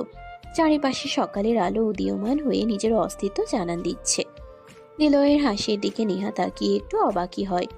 এমন অবস্থায় কেউ হাসতে পারে নেহার তা জানা ছিল না। নিলয় বলে, আমাকে মেরে ফেলো, কেন? আমি বেঈমানদের বাঁচিয়ে রাখি না। আগে তুমি বের হও। বের তো হবই, তার আগে জানতে চাই সবটুকু কেন এমন করলে। নেহা উঠে পায়চারি করে কয়েকবার। নিলয়ের সাথে তার পরিচিতি বেশ কদিনের, কিন্তু নিলয়ের এই হাসির সাথে নেহা একদমই পরিচিত নয়। নেহা এই কদিনে জেনেই নিয়েছে নিলয় কারণ ছাড়া হাসে না। তাই নিজেকে সংযত রেখে পকেট থেকে ফোন বের করে নীলাদ্রিকে কল দেয়। নীলাদ্রির সাথে কথা বলে কনফার্ম হয়ে নেয়। তারপর শান্তভাবে বসে নেহা বলে, সবটাই বলবো তোমায়, তোমার সাথে তো কথাও হবে না, আর তাই সব কিছু গোপন রেখে কি লাভ? তাহলে বলেই ফেলি। অবশ্য স্যারকে বলেছিলাম তোমায় দুপুরে নিয়ে যাব, হাতে অনেকটা সময় আছে, কিছুক্ষণ না হয় তোমার সাথে গল্প করেই কাটিয়ে দিই। শোনো তাহলে। নেহার দিকে তাকিয়ে থাকে নিলয়, তার ভালোবাসা নামক অধরা দৃষ্টিতে। নিলয় চাইলেও নেহাকে এখনো ঘৃণা দৃষ্টিতে দেখতে পারছে না, কিন্তু সামনে বসে থাকা মিষ্টি চেহারার মেয়েটি নিলয়ের দিকে দিব্যি তাকিয়ে আছে রাগী দৃষ্টিতে। নেহা বলে, লাবিদ হাসান হচ্ছেন ক্রাইম ব্রাঞ্চের প্রধান অফিসার। জাস্ট লাস্ট সেমিস্টারে আসি, তখন খুব বেপরোয়াভাবে চলাফেরা করতাম আমি। একদিন সন্ধ্যা রাত হবে, আমি আর মিমি দুজনেই নিজের ঘরে ফিরছিলাম। যখন বিশ্ববিদ্যালয়ের মেইন রাস্তা ক্রস করি, কিছুটা ফাঁকা রাস্তায় আসি, তখনই কারো চিৎকার শুনতে পাই। গুড়ি গুড়ি বৃষ্টি হচ্ছিল, তাই মানুষজন খুব একটা ছিল না বলে চলে। যখন সেই চিৎকারের রহস্য উদ্ঘাটন করতে যাই, তখনই সেখানে যেয়ে দেখি ময়লার ড্রেনে কেউ একজন পড়ে আছে। আমি আর মিমি খানিকটা অবাক হই। একটা বারবার মৃদু চিৎকারে বলছিল, কেউ আছেন, আমাকে একটু সাহায্য করুন। লোকটাকে কোনোদিনও দেখিনি, আমরা চিনিও না। গায়ে ছিল পুলিশের পোশাক, তাই প্রথমে মনে করে নিয়েছিলাম পুলিশি ঝামেলাতে জড়ানোর কোনো দরকার নেই। কিন্তু লোকটার আত্মচিৎকার আমাকে কেমন ভাবিয়ে তোলে। ওনাকে ধরে নিয়ে যাই হসপিটালে। এরপর ধীরে ধীরে লোকটা সুস্থ হয়। প্রতিদিন একবার করে লোকটাকে দেখতে যেতাম। পরে নাম জানতে পারি, লাবিদ হাসান, ক্রাইম ব্রাঞ্চের প্রধান উপদেষ্টা। তারপর জানতে পারি এইভাবে রাস্তায় পড়ে থাকা কারণটা জানতে চাওয়ায় নিলয় তিনি কেন গুলি খেয়ে পড়েছিলেন। নেহা থেমে যায়। নিলয় বোকা চাহনি দিয়ে নেহার দিকে তাকিয়ে আছে। নিলয় জানে পরের গল্পটা, কারণ লাবিদকে নিলয়ের লোকই গুলি করেছিল। তার কারণ ছোট নয়। লাবিদ হাসান নতুন জয়েন করেছিল ঢাকাতে, আর এসেই সব রকম ঝামেলা শুরু করে দেয়। প্রথমেই লাবিদ নিলয়ের গ্যাংয়ের সাথে ঝামেলাতে জড়িয়ে পড়ে। এক সময় নিলয়ের লোক লাবিদকে গুলি করে রাস্তায় ফেলে আসে। নেহার দিকে তাকায় নিলয়। নেহা বলে, নিলয় হাসানকে তখন জানতাম না, ওনার মুখে শুনতাম তোমার কথা। তোমার লোকেরাই নাকি ওনাকে গুলি করেছে। তুমি নাকি কাউকে জেনে শুনে মারোই না, কিন্তু তোমার লোকেরা তো শুনে না। প্রতিদিন ওনার থেকে তোমার গল্প শুনতাম। একসময় ওনার পরিবারের সাথে আমার পরিচয় হয়। বলতে গেলে ক্লাসের নাম করে আমি ওনাদের বাড়িতেই কাটাতাম সময়। উনি আমাকে মা বলেই ডাকতেন। একদিন উনি বেশ খুশি হয়ে এসে আমাকে বলে, নিলয়কে ধরা পুরো বাংলাদেশ পুলিশের কাজ নয়, কারণ সে খুব চালাক আর চতুর, খুবই ভয়ঙ্কর। আমাদের আগেই সে 2 লাইন বেশি ভেবে পথ চলে। ওর সাথে মাইন্ড গেম খেলা দরকার। তাই আমিও আমার টিম সিদ্ধান্ত নিয়েছি, তুমি আর মিমি ক্রাইম ব্রাঞ্চে যোগ দাও। তোমাদের নিলয়কে ধরার মিশনের পাঠানো হবে। আর কেন হবে তা বলছি, কারণ নিলয় কখনো মেয়েদের সাথে খারাপ ব্যবহার করে না, আর মেয়েদের উপর রাগও দেখায় না। আর জানোই তো, নারীর কাছে সব পুরুষই বন্দী। সো প্লিজ নেহা, আমার কথা শোনো, সবটা তোমাকে বুঝিয়ে বলা হবে। নিলয় একটা আতঙ্ক। ও সব উচ্চ শ্রেণীর লোকেদের ধরে নিয়ে মেরে দেয়। জানি সেই সব লোকেদের সাথে নিলয় এমনি শত্রুতা করে না। সেই লোকগুলো ধোয়া তুলসী পাতা না, কিন্তু তবুও উপর থেকে চাপ আসছে। না তো নিলয়কে আমরা কোনোদিন ক্রাইম স্পটে দেখেছি, না কাউকে ও নিজে মারছে, না কেউ তাকে মারতে দেখেছে। যে দেখেছে সে হয় কথা বলতে পারার অবস্থায় নেই, আর না সে দুনিয়াতেই নেই। তাই প্লিজ তোমরা আমার কথা শোনো, তোমাদের দিয়ে সবটা হবে। ওনার কথা শুনে আমি আর মিমি অবাক হই। তারপর বহু রিকোয়েস্টের পর আমরা দুজন জয়েন করি। মিমিকে প্রথম তোমাকে ধরার জন্য পাঠানো হয়, আর আমাকে তখন নিয়োগ দেওয়া হয় তোমার উপরে একটা থিসিস তৈরি করতে। আর সেই সময় থেকেই নীলাদ্রিকে আমি তোমার পেছনে লাগিয়ে দিই। সব কিছু ঠিকঠাকই চলছিল। মজার ব্যাপার কি জানো, আমাকে শুধুমাত্র তোমাকে ধরার জন্যই রাখা হয়। সব কিছু ঠিকঠাক চলছিল, কিন্তু মিমি ভুলটা করেই বসে তোমার সামনে চট জলদি নিজেকে পরিচয় দিয়ে। কাঁচা ছিল মেয়েটা, আর সে কি করলো, তোমাকে ধরার বদলে তোমাকে মেরেই ফেলেছিল প্রায়। আর তার উপর তোমার আহত বা নিহত বডি তখন খুঁজেও পাচ্ছিলাম না। এই কারণে আমরা কয়েকদিন খুব সাবধানে থাকি। এরপর তুমি আবার ফিরে এলে, তারপর মিমিকে মারলে, আমরা আরও সাবধান হয়ে যাই। আর তোমাকে ধরার কোনো প্ল্যানই কাজে আসছিল না। একসময় জানতে পারি আমার আব্বুর সাথে তোমার বেশ সখ্যতা আছে। ব্যাস, প্ল্যান পেয়েও গেলাম, কেবল সঠিক সময়ে আসছিল না। একদিন কাকতালীয়ভাবে সেই সময়টাও চলে আসে। বাড়ি থেকে বের হতেই তুমি নিজেই আমায় তুলে নিয়ে এলে। তুমি আমাকে গাড়িতে তুলে আনছিলে ঠিকই, কিন্তু তোমার গাড়ির পেছনে পুলিশের গাড়িও ছিল, এটাও সত্য। তোমার প্রতিটা পদক্ষেপ আমি জানতাম। ধীরে ধীরে তোমার সাথে একদম সাধারণভাবে মিশে যাই। কেবল অপেক্ষাতে ছিলাম তোমার ব্যাপারে পুরো প্রমাণ কবে আসবে আমার হাতে। ব্যাস, সেটা আজই পেয়ে যাব, তাই তোমাকে ধরে নিতে হলো। নিলয় কোনো কথা বলে না, কেবল নির্বাক দৃষ্টিতে তাকিয়ে রইল নিহার দিকে। নিলয় নিজেও জানে না কিভাবে তাকে ধরা হবে, আর কবেই বা টপ মাস্তানির খাতায় নিলয়ের নাম সবার আগে উঠে থাকবে কে জানতো। কিন্তু নিহাকে এভাবে সে কখনোই কল্পনা করেনি। নিহার দিকে তাকিয়ে নিলয় বলে, খুব ভালো মিস নেহা হাসান, আমি আবারও বলছি, আমাকে মেরে ফেলো এখনই, না হলে আমি বেঁচে থাকলে সব কিছু শেষ করে দিতে পারি। এটা তুমি ভালো করেই জানো। আমাকেও শেষ করে দেবে? নিলয় কোনো কথা বলে না, নেহার দিকে তাকিয়ে চোখ নামিয়ে নেয়। নেহা নিলয়ের দিকে তাকিয়ে থাকে। নেহা বলে, নিলয় কোনো কথা বলে না। কান্না মিশ্রিত নেহার দিকে নিলয় বেশ খানিকটা সময় ধরে তাকিয়ে আছে। হয়তো নিলয় দেখতে চাচ্ছে কত রকম ভাবে মেয়েরা তাদের রূপটা বদলায়। নিলয় কোনো কথা না বলে উচ্চস্বরে হেসে দেয়। নেহা নিলয়ের হাসির দিকে তাকিয়ে থাকে এক দৃষ্টিতে। নেহা ঠিকই বুঝে নিয়েছে নিলয় আর তাকে বিশ্বাস করবে না, কিন্তু কি করবে সেও তো একটা দায়িত্বে বাঁধা। আর নিলয়কে ভালোবেসে সে সবকিছুও করতে পারবে, এটা কি নিলয় বুঝতে পারছে না? নিলয় হাসি থামিয়ে বলে, একটা সিগারেট হবে? দেখো নিলয়, পাগলামো করো না। আমি তোমাকে জানি, চিনি। আমি বড় রকমের সিচুয়েশনে তুমি মাথা একদমই ঠান্ডা রাখো। আর তুমি এমন অবস্থাতেও হাসবে না। তোমার হাসি অন্য কিছু মিন করে, যা আমি মানতে পারছি না। প্লিজ, আমি যা বলছি তোমাকে সেটাই করো। তোমাকে ভালোবাসি নিলয়, কেন বোঝো না তুমি? ভালোবাসা? এই নিলয় ভালোবাসাকে আর নিতে পারবে না। আমি আবার বলছি, আমাকে এখনই এখানে মেরে ফেলো, না হলে কি? হ্যাঁ, খুব অ্যাটিটিউড তোমার না? যা ভাবো তাই করো, কারো কথা শোনো না। কি ভাবো কি নিজেকে? কি সমস্যা কি তোমার? মাথায় কি কোনো সমস্যা আছে নাকি? পাগল নাকি তুমি? ওকে, যাও, চলে যাও, না হলে মেরে ফেলো, আমি তোমার হাত কড়া খুলে দিচ্ছি। নেহা উত্তেজিত হয়ে সব কথা বলে, এমনকি নিলয়ের হাত করাও খুলে দেয়। নিলয় তখনও চেয়ারে বসে আছে। নেহা নিলয়ের দিকে তাকিয়ে আছে। নিলয় বসা থেকে উঠে দাঁড়ায়। নেহা জানে এখন নিলয় তাকে মারবে, আর না হয় এখান থেকে নেহার মাথায় পিস্তল লাগিয়ে পালিয়ে যাবে। কিন্তু নিলয় যে মানুষ, সে মরবে কিন্তু পালাবে না। নেহার ভাবনাকে অবাক করে দিয়ে নিলয় বিছানায় থাকা সিগারেটের প্যাকেট থেকে সিগারেট বের করে চালিয়ে নেয়। তারপর আবার চেয়ারে বসে পায়ের উপর পা তুলে দিয়ে টানতে থাকে। নেহা কেবল অবাক চোখেই তাকিয়ে আছে। নিলয় সিগারেট টানতে টানতে বলে, ভয় নেই, তোমার দায়িত্বের কোনো ত্রুটি আমি রাখবো না। আমি পালাবো না, তোমাকে মারবো না। জানি মারবে না। রাফিয়ানেরও যে একটা মন আছে, তুমি যে আমায় ভালোবাসো এটা আমি ঠিকই জানি, কিন্তু এখন তুমি জানো না আমিও তোমায় ভালোবাসি, তোমার মতো করি। হি হি হি হি হি। নেহাকে অবাক করে আধা খাওয়া সিগারেট ফেলে দিয়ে নিলয় নিজেই নিজের হাতে হাতকড়া পরিয়ে নেয়। নেহা কিছু বলতে যেও পারে না, কেবল নেহার দিকে তাকিয়ে নিলয় একবার হাসি দিয়ে ঘর থেকে বের হয়ে বাইরে আসে। সকালের সূর্যের আলো নিলয়ের মুখে এসে পড়ে। আরিতা দৌড়ে আসে নিলয়ের কাছে। ভালোভাবে পড়াশোনা করবি, মা বাবাকে দেখে রাখিস, আর এসব কিছু যেন নানু নানি কেউ জানে না। আর চিন্তা করিস না, আমি আসবো আবার। শেষের কথাটা নিলয় নেহার দিকে তাকিয়েই বলে। নেহা কোনো প্রত্যুত্তর দেয় না। বাইরে বের হতেই চারপাশে সব পুলিশ নিলয়ের সামনে রাইফেল হাতে দাঁড়িয়ে তাক করে থাকে। নিলয় হাসি দেয়। পুলিশের প্রিজন ভ্যানের সামনে রাফাত, মাসুম আর সিয়ামকে হাঁটু মুড়ে বসে থাকতে দেখে। মুখে রক্তের দাগ স্পষ্ট, তার মানে পুলিশদের মধ্যে এদেরকেও মেরেছে। নিলয় যেতেই ওরা বসা থেকে উঠে দাঁড়ায়। ওদের হাতেও হাতকড়া পরানো। নিলয় গম্ভীর দৃষ্টিতে তাকিয়ে বলে, তোদেরকে কোন অফিসার মেরেছে? ভাই, নিলয়, পাগলামো করো না প্লিজ। মাসুম, কে তোদেরকে মেরেছে? মাসুম কোনো কথা বলছে না, কেবল দৃষ্টি ঘুরিয়ে একজন পুলিশের দিকে তাকিয়ে চোখ নামিয়ে নেয়। নিলয় একটা হাসি দিয়ে বলে, চিন্তা করিস না, মুখটা চিনে রাখ, কয়েকদিন পরে যখন ফিরে আসবো তখন। নিলয় কথাটি শেষ করে না, পুলিশটা এসেই নিলয়ের গালে চড় বসিয়ে দেয় জোরে। মাসুম, রাফাত আর সিয়াম এগিয়ে আসতে চাইলেও তা পারে না।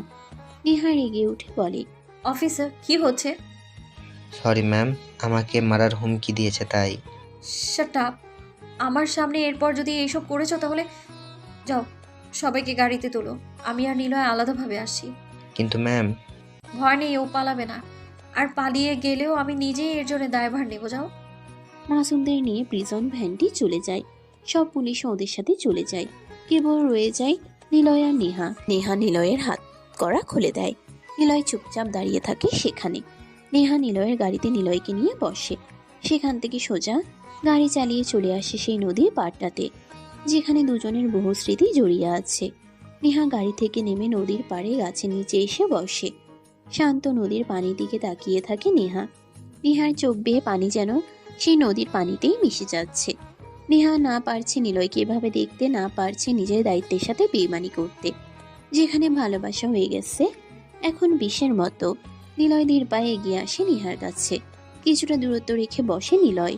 নেহা পাশে থাকায় এমন দূরত্ব নেহা কখনো কল্পনা করেনি।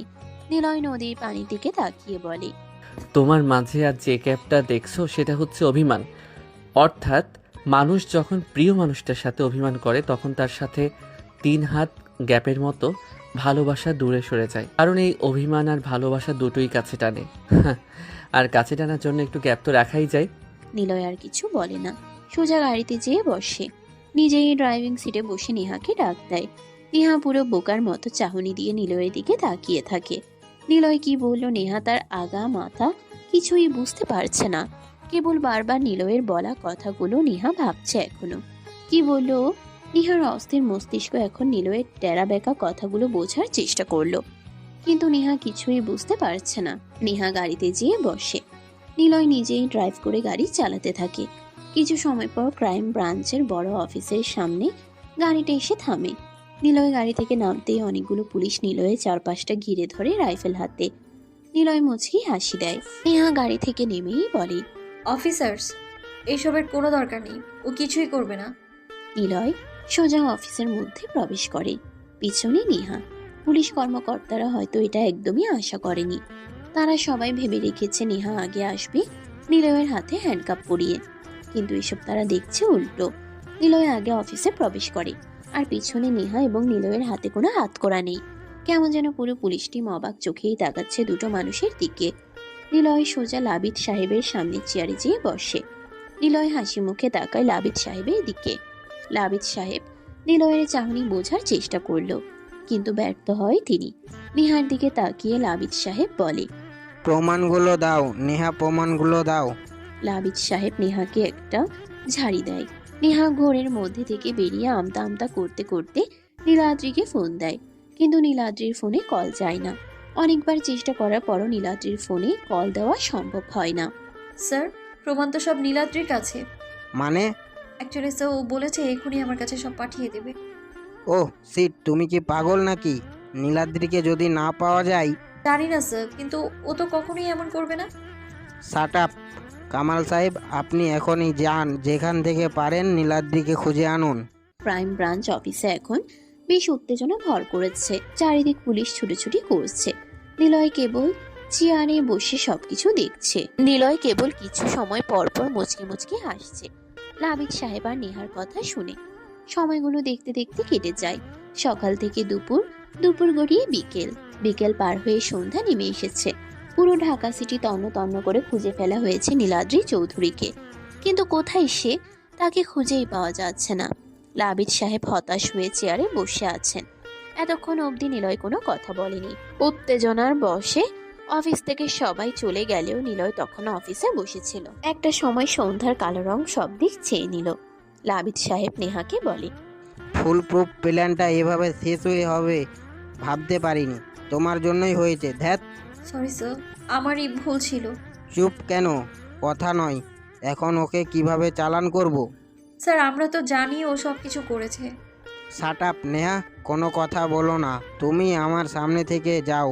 প্রমাণ ছাড়া নিলয়কে আদালতে পেশ করলে কি হবে বুঝতে পারছো? দেশের সবাই জানে সে রাফিয়ান লিডার, কিন্তু আমি কি দেখেছি তাকে মারতে, বা দেশের জনগণ দেখেছে ওর ক্রাইম করতে? চলে যাও সামনে থেকে। নেহা কিছু না বলে চলে আসে সেখান থেকে। নেহা মনে মনে খুশি হলেও নিলয়ের কথা ভেবে কেমন যেন হয়ে যাচ্ছে। এদিকে নিলয় লাবিদ সাহেবের সামনে বসে আছে। লাবিদ সাহেব বলে, আজ তুমি বেঁচে গেলে, নিলয় পরে আর সুযোগই পাবে না। আসি মিস্টার লাবিদ সাহেব, আর আমার ভাইদেরও ছেড়ে দিন। আর একটা কথা, আমি না চাইলে কখনোই আর আমাকে ধরার সুযোগ পাবেন না। মোহন সাহেব, ওদেরকে ছেড়ে দিন। লাবিদ সাহেব আর কোনো কথা বলে না। নিলয় মুচকি হেসে অফিস থেকে বের হয়। বাইরে এসে নিলয় ওর গাড়িটা দেখতে পায়, কিন্তু নেহাকে সে খুঁজে পায় না। চারপাশে তাকায় কয়েকবার, কিন্তু নেহাকে নিলয় কোথাও খুঁজে পায় না। তবে নিলয় এটা ভেবে পাচ্ছে না কেন নীলাদ্রি এমন করবে, কি রহস্য থাকতে পারে। তারপর ভাইয়া ওঠো। নিলয় ধরফর করে ওঠে। নেহার কথা ভাবতে ভাবতে কখন যে নিলয় ঘুমিয়ে পড়েছিল তা সে টের পায়নি। চোখ খুলে তাকিয়ে দেখে মাসুম হাতে খবরের কাগজ নিয়ে দাঁড়িয়ে আছে। নিলয় বেশ কিছু সময় শোয়া থেকে উঠে বসে মাসুমের দিকে তাকিয়ে রইল, কারণ কোনোদিনও মাসুম, রাফাত আর সিয়াম খবরের কাগজ পড়ে না। অথচ আজ ওর হাতে সেটা দেখে নিলয় খানিকটা অবাকই হয়। ভাই কি হলো, কথা বলো না কেন? আর তোমাকে না বলছি এই বাড়িতে আসবে না? যেদিন থেকে ক্রাইম ব্রাঞ্চ অফিস থেকে বেরিয়ে এসে নেহা ভাবিকে খুঁজেছিল, সেই দিন থেকে তুমি এই বাড়িতে আসো আর নিজের মুড অফ করো।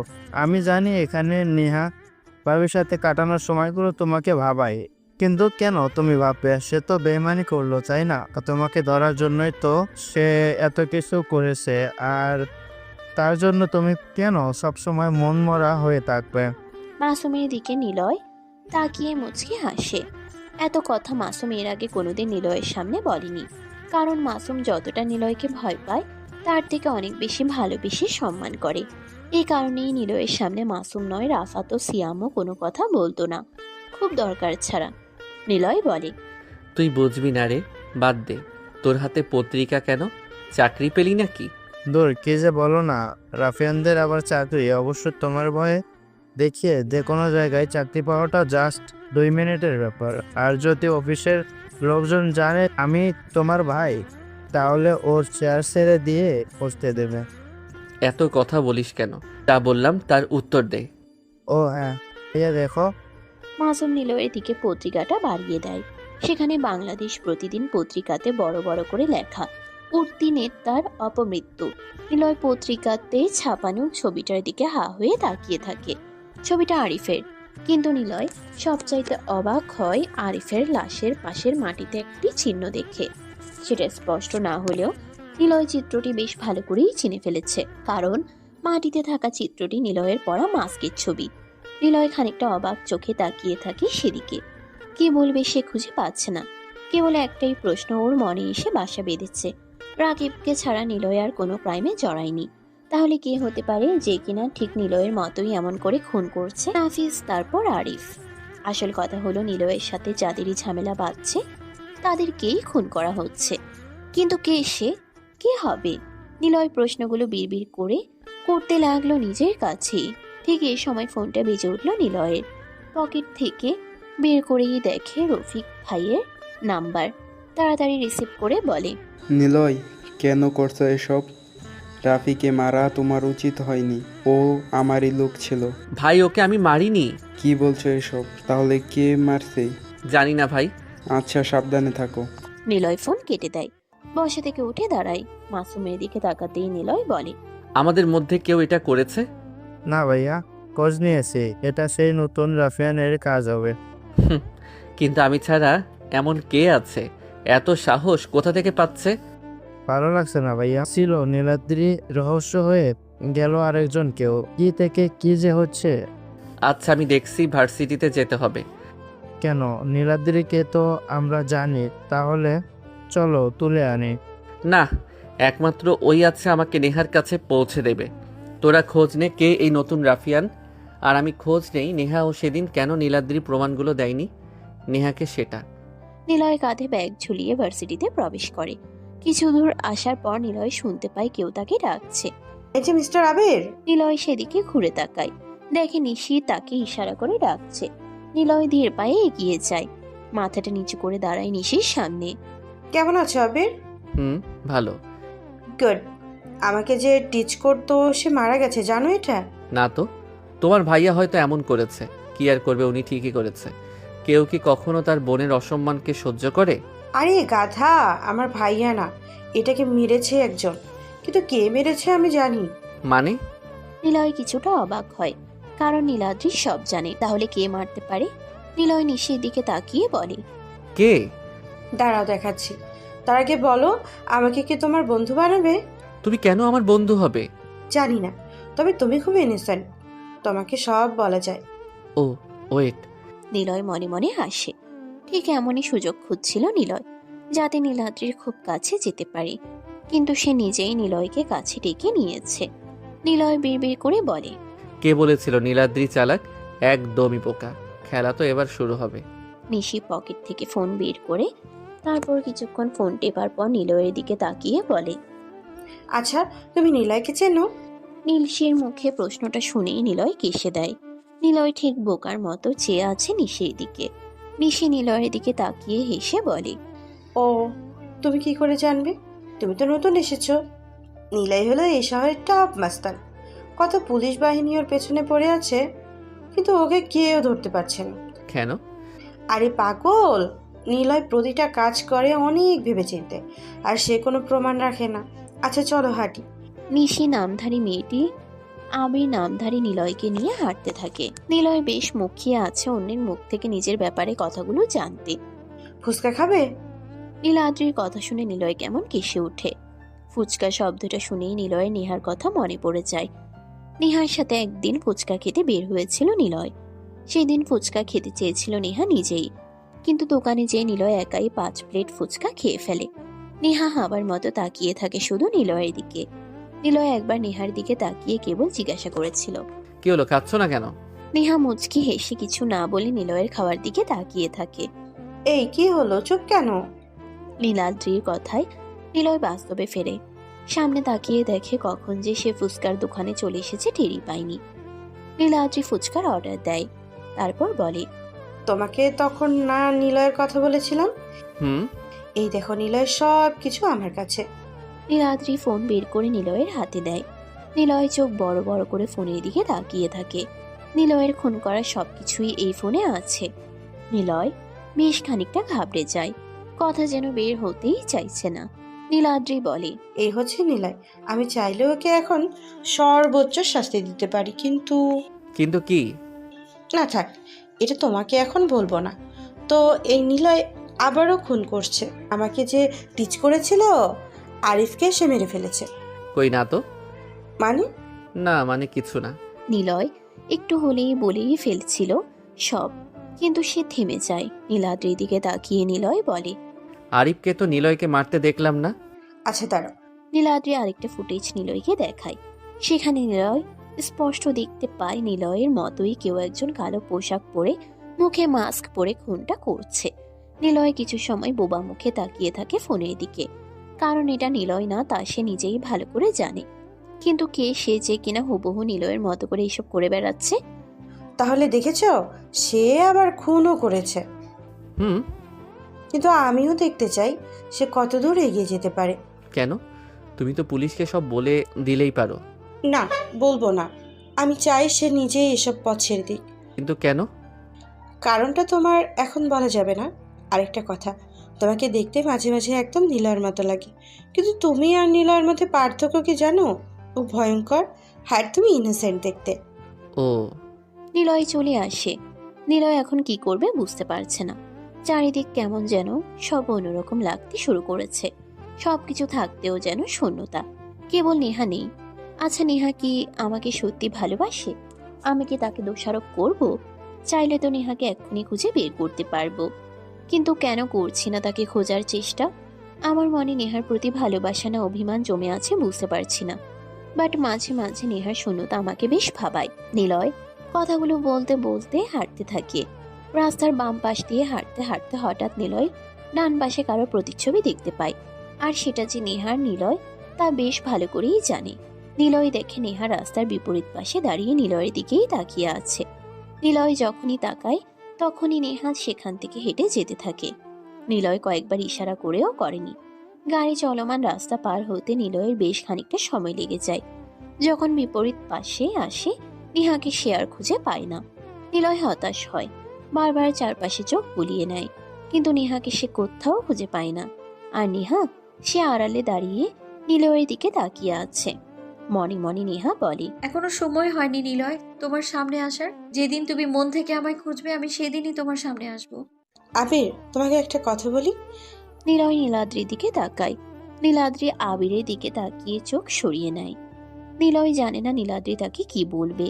নিলয় উত্তরের জন্য অপেক্ষা করে আছে। আবির, একজনকে ভালোবাসি। নিলয় মুচকি হাসে। আজ ভালোবাসা দিবস। চারপাশ যেন কেমন নতুন ভাবে সেজেছে। কারণটা অবাক করা। ভালোবাসা দিবস ও বসন্ত একসাথেই। নিলয় আর নীলাদ্রি পার্কে বসে আছে। নিলয় বলে, তাকে এসে আগে প্রমিস করো কাউকে বলবে না। না। নিলয়কে। মানে? মানে রাফি আর নিলয়কে। কি? অবাক হচ্ছ? অবাক হওয়ারই কথা। আমি নিজের ওপরে অবাক হয়েছি। হয়তো ভাবছো ওরকম একটা মানুষকে কিভাবে ভালোবাসলাম। আসলে প্রতিদিন ওর ওপর নজরুল করতে করতে ভালোবেসে ফেলেছি। আমি খোঁজ নিয়ে জেনেছি নিলয় এমনিতেই অনেক ভালো, কেবল মাস্তানি করে বেড়ায়।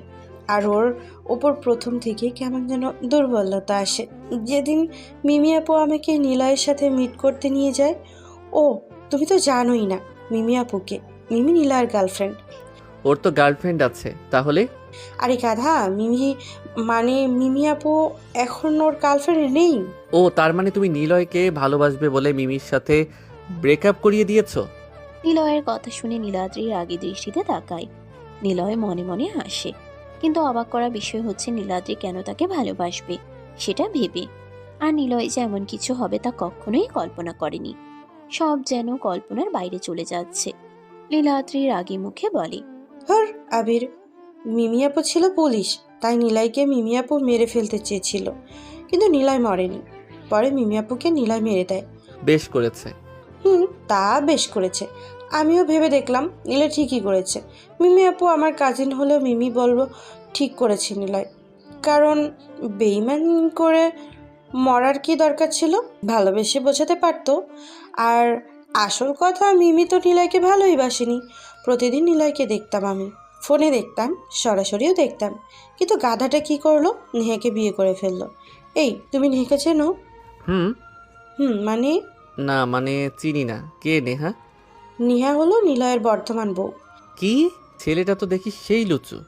এত বউ থাকে কেন? আবির চুপ। নেহা ওর সাথে বেইমানি করে ফেলে। এখন নিলয় সিঙ্গেল, তাই ভাবছি ওর সাথে আমি দেখা করব। আর বলবো আমার কথা।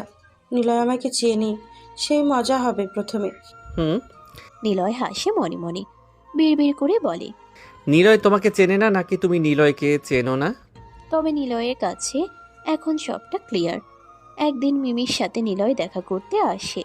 নিলয় সেদিন দেখা করার আগে জানতো কেউ একজন মিমির সাথে দেখা করতে আসবে, কিন্তু যখন নিলয় আসে মিমির সাথে কেউ ছিল না। নিলয় জানতে পারে মেয়েটি এখনো এসে পৌঁছায়নি। এক সময় নিলয় চলে আসে, কিন্তু নীলাদ্রি সেদিন গিয়েছিল। মিমির সাথে সে একটা ছেলেকে দেখে, কিন্তু নীলাদ্রি সে সময় তাদের সামনে আসেনি। তবে দূর থেকে ওদের দেখে নীলাদ্রি চলে আসে। নিলয় নীলাদ্রির দিকে তাকিয়ে প্রশ্ন করে, তুমি নিলয়কে ভালোবাসো কেন? আরে গাধা, ভালোবাসা কি ব্যাখ্যা করা যায়? তবু সে তো একজন খারাপ লোক, তাকে ছাড়া তুমি আরো ভালো কাউকে পাবে। আসলে কি জানো আবির, নিলয়কে ভালোবাসি ওর ভালো দিক খারাপ দিক সব কিছুকেই। কিন্তু ও নেহাকে ভালোবাসে না? বাসে না। নেহা এখন নেই। নেহাকে ওর থেকে সরানোর প্ল্যান করে সাকসেস হয়েছি। মানে? একদিন নিলয়কে পুলিশ ধরে, তবে সেই পুলিশ ছিল নেহা। প্রমাণগুলো ছিল আমার কাছে, সব নেহাকে দেব বলেছিলাম। আর তাই সে নিলয়কে ধরে ফেলে। এরপর আমি সেই প্রমাণ তাকে দেইনি। আমি চেয়েছিলাম নিলয় নেহাকে ভুল বুঝুক। যাই হোক, নিলয়কে এখন কেবল আমার মনের কথা বলতে হবে। এসব কিছু যদি নিলয় জানে তোমাকে ভালোবাসবে তো? আমি তাকে বোঝাবো। ব্ল্যাকমেইলও করতে পারো। না আবির, ওকে ভয় দেখানোর জন্য করা যায়, কিন্তু ভালোবাসার জন্য ব্ল্যাকমেইল করতে পারবো না। নিলয় কোনো কথা বলে না। কি বলবে সে আর খুঁজেও পাচ্ছে না। ভালোবাসার প্রথম ফাগুনের দিন নেহাকে নিয়ে অনেকখানি বাস্তবতায় স্বপ্ন দেখে রেখেছিল নিলয়, কিন্তু সে নেই। তাকে ঘিরেই যেন নিলয়ের সব শূন্যতা। যখন বাড়ি থেকে বের হয় নিলয়, তখনই নীলাদ্রি এসে নিলয়কে পার্কে নিয়ে চলে আসে। আর এসেই নিলয় সবকিছু জানতে পারে। নিলয়ের কাছে এখন সব রহস্যের সমাধান আছে। নীলাদ্রি কেন তাকে এতদিন পুলিশের হাতে তুলে দেয়নি? সব প্রমাণ নীলাদ্রির হাতে থাকা সত্ত্বেও সে পুলিশ বা তার ভাইয়াকে কিছুই বলেনি, নেহাকে প্রমাণ দেয়নি। এর কারণ নীলাদ্রি নিলয়কে ভালোবাসে, আর নিলয় নীলাদ্রির দিকে তাকিয়ে মুচকি হেসে বলে, তাহলে নিলয়ের সাথে দেখা করো। করব। নিলয় কোনো কথা বলে না, আর বসা থেকে উঠে দাঁড়ায়। কেমন যেন লাগছে ওর। পার্ক থেকে বের হতেই নীলাদ্রি নিলয়ের পিছন পিছন আসে। সকালে নিলয় ঘুমোচ্ছে। ফোনটা বেশ কড়াভাবেই ভাইব্রেট করে উঠল। নিলয় স্ক্রিনে তাকিয়ে দেখে নীলাদ্রির ফোন। নিলয় রিসিভ করতেই ওপাশ থেকে বলে, আমি শরীফ বলছি। নীলাদ্রি ভাই, প্লিজ আবির তুমি একটু হসপিটালে এসে নীলাদ্রিকে বা কারা গুলি করছে হাতে এখন সুস্থ, কিন্তু বারবার তোমার কথা বলছে, প্লিজ আসো একটু। ওকে ভাইয়া, কোন হসপিটাল? আচ্ছা। নিলয় রুম থেকে বের হয়। মাসুম, রাফাত আর সিয়ামকে ডাক দেয়। সবাই এসে হাজির। নিলয়ের মুখে চিন্তার ছাপ বেশ স্পষ্ট। মাসুম প্রশ্ন করে, কি হয়েছে ভাইয়া? মনে হচ্ছে একটা রহস্য উদ্ঘাটন করতে পেরেছি। কি সেটা? নাফিস আর আরিফকে যে খুন করেছে তার রহস্য, মানে সে কে আমি জেনে গিয়েছি। মানে কে কিভাবে জানলে? সেটা আপাতত এখন প্রকাশ করছি না, তবে শিওর হয়ে নেই, তারপর বলবো। তবে এটা জেনেছি নীলাদ্রির কাছ থেকে সে কেন সেদিন নীলাদ্রির ভিডিওগুলো নেহাকে কেন দেয়নি। কেন? কি কারণটা হলো নীলাদ্রি আমাকে ভালোবাসে। কি বলো? আচ্ছা থাক, আমি একটু আসছি। কোথায় যাচ্ছ? হসপিটালে। কেন? নীলাদ্রিকে দেখতে। তোরা থাক, সবটা এসেই বলবো। নিলয় বাড়ি থেকে বের হয় নতুন গেটআপে। নতুন জায়গা, নতুন ভাবে সে সবার সামনে এখন পরিচিত। চোখে মোটা ফ্রেমে চশমা পরা, কাঁধে ব্যাগ ঝুলিয়ে নিলয় হসপিটালের উদ্দেশ্যে বের হয়। এক সময় পৌঁছে যায় নিলয়। হসপিটালের চারপাশটা পুলিশের ছড়িয়ে ছিটিয়ে আছে। নিলয় বোকা দৃষ্টিতে সব দিকে তাকিয়ে সামনে এগিয়ে যায়। হসপিটালে প্রবেশ করতেই দরজার কাছে পুলিশগুলো নিলয়কে আটকে সার্চ করার প্রস্তুতি নেয়। তখনই একজন পুলিশের ফোন বেজে ওঠে। পুলিশ ফোনটা কানে ধরতেই বলে, ওকে স্যার। আচ্ছা স্যার। তারপর ফোনটা রেখে দেয় অফিসার। নিলয়ের দিকে তাকিয়ে একটা ভদ্রতার হাসি দিয়ে বলে, ওকে আপনি যান। স্যার আপনাকে 27 নম্বর কেবিনে যেতে বললেন। নিলয় কোনো কথা বলে না, সোজা ভিতরে প্রবেশ করে। হসপিটালে তেমন লোক নেই বললেই চলে। ডক্টর আর অন্য লোকেদের বাদ দিয়ে প্রশাসনের লোকেরাই বেশি আছে। হাতে আর কোমরে পিস্তল, রাইফেল নিয়ে পাইচারি করছে। নিলয় সোজা দ্বিতীয় করিডোরে উঠে পড়ে। খুঁজতে খুঁজতে 27 নম্বর কেবিনের সামনে চলে আসে। কেবিনের সামনে প্রেস আর সিআইডি অফিসার দাঁড়িয়ে আছে। নিলয় কেবিনের সামনে এসে দাঁড়ায়। একবার চেক করতে যাবে, তখনই শরীফ সাহেব বলে, চেক করার দরকার নেই, ভিতরে আসো। নিলয় ভিতরে প্রবেশ করে। বেড়ে লোহার সাথে বালিশে হেলান দিয়ে আধশোয়া হয়ে আছে নীলাদ্রি। বয়স্ক একজন লোক পাশে বসে আছে চেয়ার নিয়ে। নীলাদ্রির হাত ধরে লোকটা বলছে, তুই একদম চিন্তা করিস না, আমরা সবাই আছি, খুঁজে বের করবো আমি সবকিছু। কথাটা উনি নীলাদ্রির দিকে তাকিয়েই বলছিল, কিন্তু নীলাদ্রি তাকিয়েছিল সদ্য রুমে প্রবেশ করা মোটা ফ্রেমে চশমা চোখে দেওয়া ছেলেটার দিকে। লোকটা নীলাদ্রির দৃষ্টি খেয়াল করে পিছনে তাকায়। দেখে একটা চিকন হাবা ঘোবা টাইপ একটা ছেলে দাঁড়িয়ে আছে। পাশেই শরীফ সাহেব দাঁড়িয়েছিলেন। বাবা, এই হলো আবির, নীলাদ্রির বন্ধু। ও তুমি সে আবির? আর বলো না, গুলি লাগার পর যখন জ্ঞান ফিরে তখন থেকে খালি আবির আবির করছে। যাক তুমি আসছো, ভালো হয়েছে। বাবা চল বাইরে যাই, ওরা কথা বলুক। শরীফ সাহেব নীলাদ্রির দিকে তাকিয়ে মুচকি হাসলো। তারপর তার বাবাকে নিয়ে বাইরে চলে গেলেন। বের হওয়ার আগে শরীফ সাহেব দরজাটা আটকে দিয়ে গেলেন। নিলয় কেবল বোকার মতো সবকিছু দেখতে থাকে। দাঁড়িয়েই কি থাকবে, বসবে না? ও নিলয় সেই চেয়ারটা টেনে বসে পড়ে। নীলাদ্রি নিলয়ের দিকে তাকিয়ে মুচকি একটা হাসি দেয়। নিলয়ও তার প্রত্যুত্তরে হেসে দেয়। নিলয় কিছু বলতে যাবে তার আগে নীলাদ্রিই বলে, আমাকে নিলয় গুলি করেছে। মানে? না মানে নিলয়ের মতোই একজন। নিলয়ের সেই ড্রেস আপ, কালো মাস্ক, কেবল নিলয়ের মনে একটু মায়া থাকে, আর এই খুনিটার মনে কোনো মায়া নেই। আসলো, দুটো কথা বললো, কিছু বোঝা রাখেই গুলি চালালো। ভাগ্যিস সরে গিয়েছিলাম, তাই তো হাতে এসে লাগে। আর সাথে সাথে ভাইয়া চলে আসে, সে পালায় আর আমি হসপিটালে। নিলয় বেশ অবাক হয়। এরকম অবস্থাতে কেউ হাসতে পারে নিলয়ের জানা ছিল না। নিলয় কেবল কিছুটা বিরক্তিকর দৃষ্টিতে তাকিয়ে নীলাদ্রিকে বলল, কি কথা বলেছিল আর কে সে? কি বলেছিল শুনতে চাও? হুম বলবো? বলো। বলেছিল নিলয় শুধু আমার, আমি যেন ওর থেকে দূরে থাকি সবসময়। নিলয় চুপ হয়ে যায়। মনে মনে নিলয় যেই সন্দেহটা করেছিল ঠিক সেটাই হয়েছিল। যা ভাবছিল তাই হয়েছে। খুনিটা নিলয়কে চেনে। নিলয় তা আগেই আন্দাজ করেছিল, এবং খুনিটা যে কে নিলয় আজ সকালেই ঘুম থেকে উঠে আন্দাজ করেছিল। তবে নীলাদ্রি থেকে শুনে নিলয় বেশ ভালোভাবেই শিওর হয়ে নিয়েছে আসল খুনিটা কে। নিলয় আবারও কিছু বলতে যাবে, তখনই নীলাদ্রি আতশোয়া থেকে একদম সোজা হয়ে বসে পড়ে। তারপর বলে, কাছের দিকে সরে আসো। হুম আমি জ্ঞান ফেরার পর একটা কথা বারবার ভাবছি, আমি কিভাবে নিলয়ের থেকে দূরে থাকবো। কারণ আমি তো নিলয়কে এখনো কিছুই বলিনি এ ব্যাপারে। ঠিক তখনই মাথায় আসে, আমি তো প্রায় সারাক্ষণ তোমার সাথেই থাকি, তাই না? আবির মানে নিলয় সাহেব। নিলয় বসা থেকে উঠে দাঁড়ায়। চোখ দুটো বড় করে নিলয় নীলাদ্রির দিকে তাকায়। নিলয়ের মুখের ভাব দেখে নীলাদ্রি হেসে ওঠে জোরে। নিলয় কি বলবে বা করবে খুঁজে পাচ্ছে না। নীলাদ্রি তাকে চিনে ফেলেছে। তাহলে কি সে এখান থেকে পালাবে? না, এটা সম্ভব না। হয়তো নীলাদ্রি বলে রেখেছে আমি আসল কালপ্রিট। নীলাদ্রি মুচকি হেসে বলে, বসো নিলয়, আমি তোমাকে আজকের দিনের আগেও চিনতে পারিনি, যদি না ও আমাকে মারার চেষ্টা না করতো। কি বোকা আমি, তোমাকে খুঁজে বেড়াচ্ছি আমি, অথচ তুমিই আমার সাথে সবটা সময় থাকতে। অথচ আব্বু বলে আমি নাকি অনেক বুদ্ধিমতী। নিলয় কোনো কথা বলে না। কেমন যেন বেশ গভীর ইতস্তত বোধ নিলয়কে আটকে ধরেছে। নিলয় এমন অবস্থায় পড়বে ভাবতেই পারেনি। নীলাদ্রির দিকে তাকায় নিলয়। নীলাদ্রি হেসে দিয়ে বলে, ভয় পাচ্ছ? ভয় পাওয়ার কিছুই নেই। তোমার বিরুদ্ধে না কোনো প্রমাণ আছে আর না কোনো সাক্ষী আছে। নিলয় অবাক হয়ে তাকায়। নীলাদ্রি নামের মেয়েটা আসলেই রহস্যময়। নিলয় তা এখন বেশ বুঝতে পারছে। কিন্তু নিলয়ের ঠিক প্রত্যেক রূপ যেন সবকিছুই একদম শান্তভাবেই বলে চলেছে। নিলয় কিছু বলতে তার আগেই নীলাদ্রি বলে, মিস্টার রাফিয়ান, তুমি লাইফে যতটা না মানুষকে অবাক করেছো, তার থেকেও মানুষগুলো তোমাকে বেশি অবাক করেছে। তার মধ্যে আমিও পড়ি, তাই না? মিমি আপু তোমাকে অবাক করেছিল, আফরিনও অবাক করেছিল, রাকিব ভাইও অবাক করেছিল, আর বড় অবাক করেছিল নেহা, তাই না? নাকি আমি তোমাকে অবাক করেছি, কোনটা? নিলয় কিছু বলে না, মাথাটা নিচু করে নেয়। শান্ত মস্তিষ্কের মানুষটা কেমন যেন চুপসে বোবা হয়ে গেছে। অনেক কিছু বলতে চেয়েও আজ নিলয় বলতে পারছে না। সবকিছু যেন গুলিয়ে যাচ্ছে তার। নিলয়কে অবাক করে দিয়ে নীলাদ্রি বলে ওঠে, তোমার বিরুদ্ধে সব প্রমাণ আমি নষ্ট করে দিয়েছি অনেক আগেই। তাহলে কি দাঁড়ালো? তোমার বিরুদ্ধে না কোনো প্রমাণ, না কোনো সাক্ষী আছে। তোমার ব্যাপারে আমার ভাইয়া বা বাবা কেউ জানে না। তুমি তাদের কাছে আবিরই আছো। এখন বলো, তোমার কি বলার আছে? নিলয় নীলাদ্রির দিকে অব্যক্ত চাহনি দিয়ে তাকায়।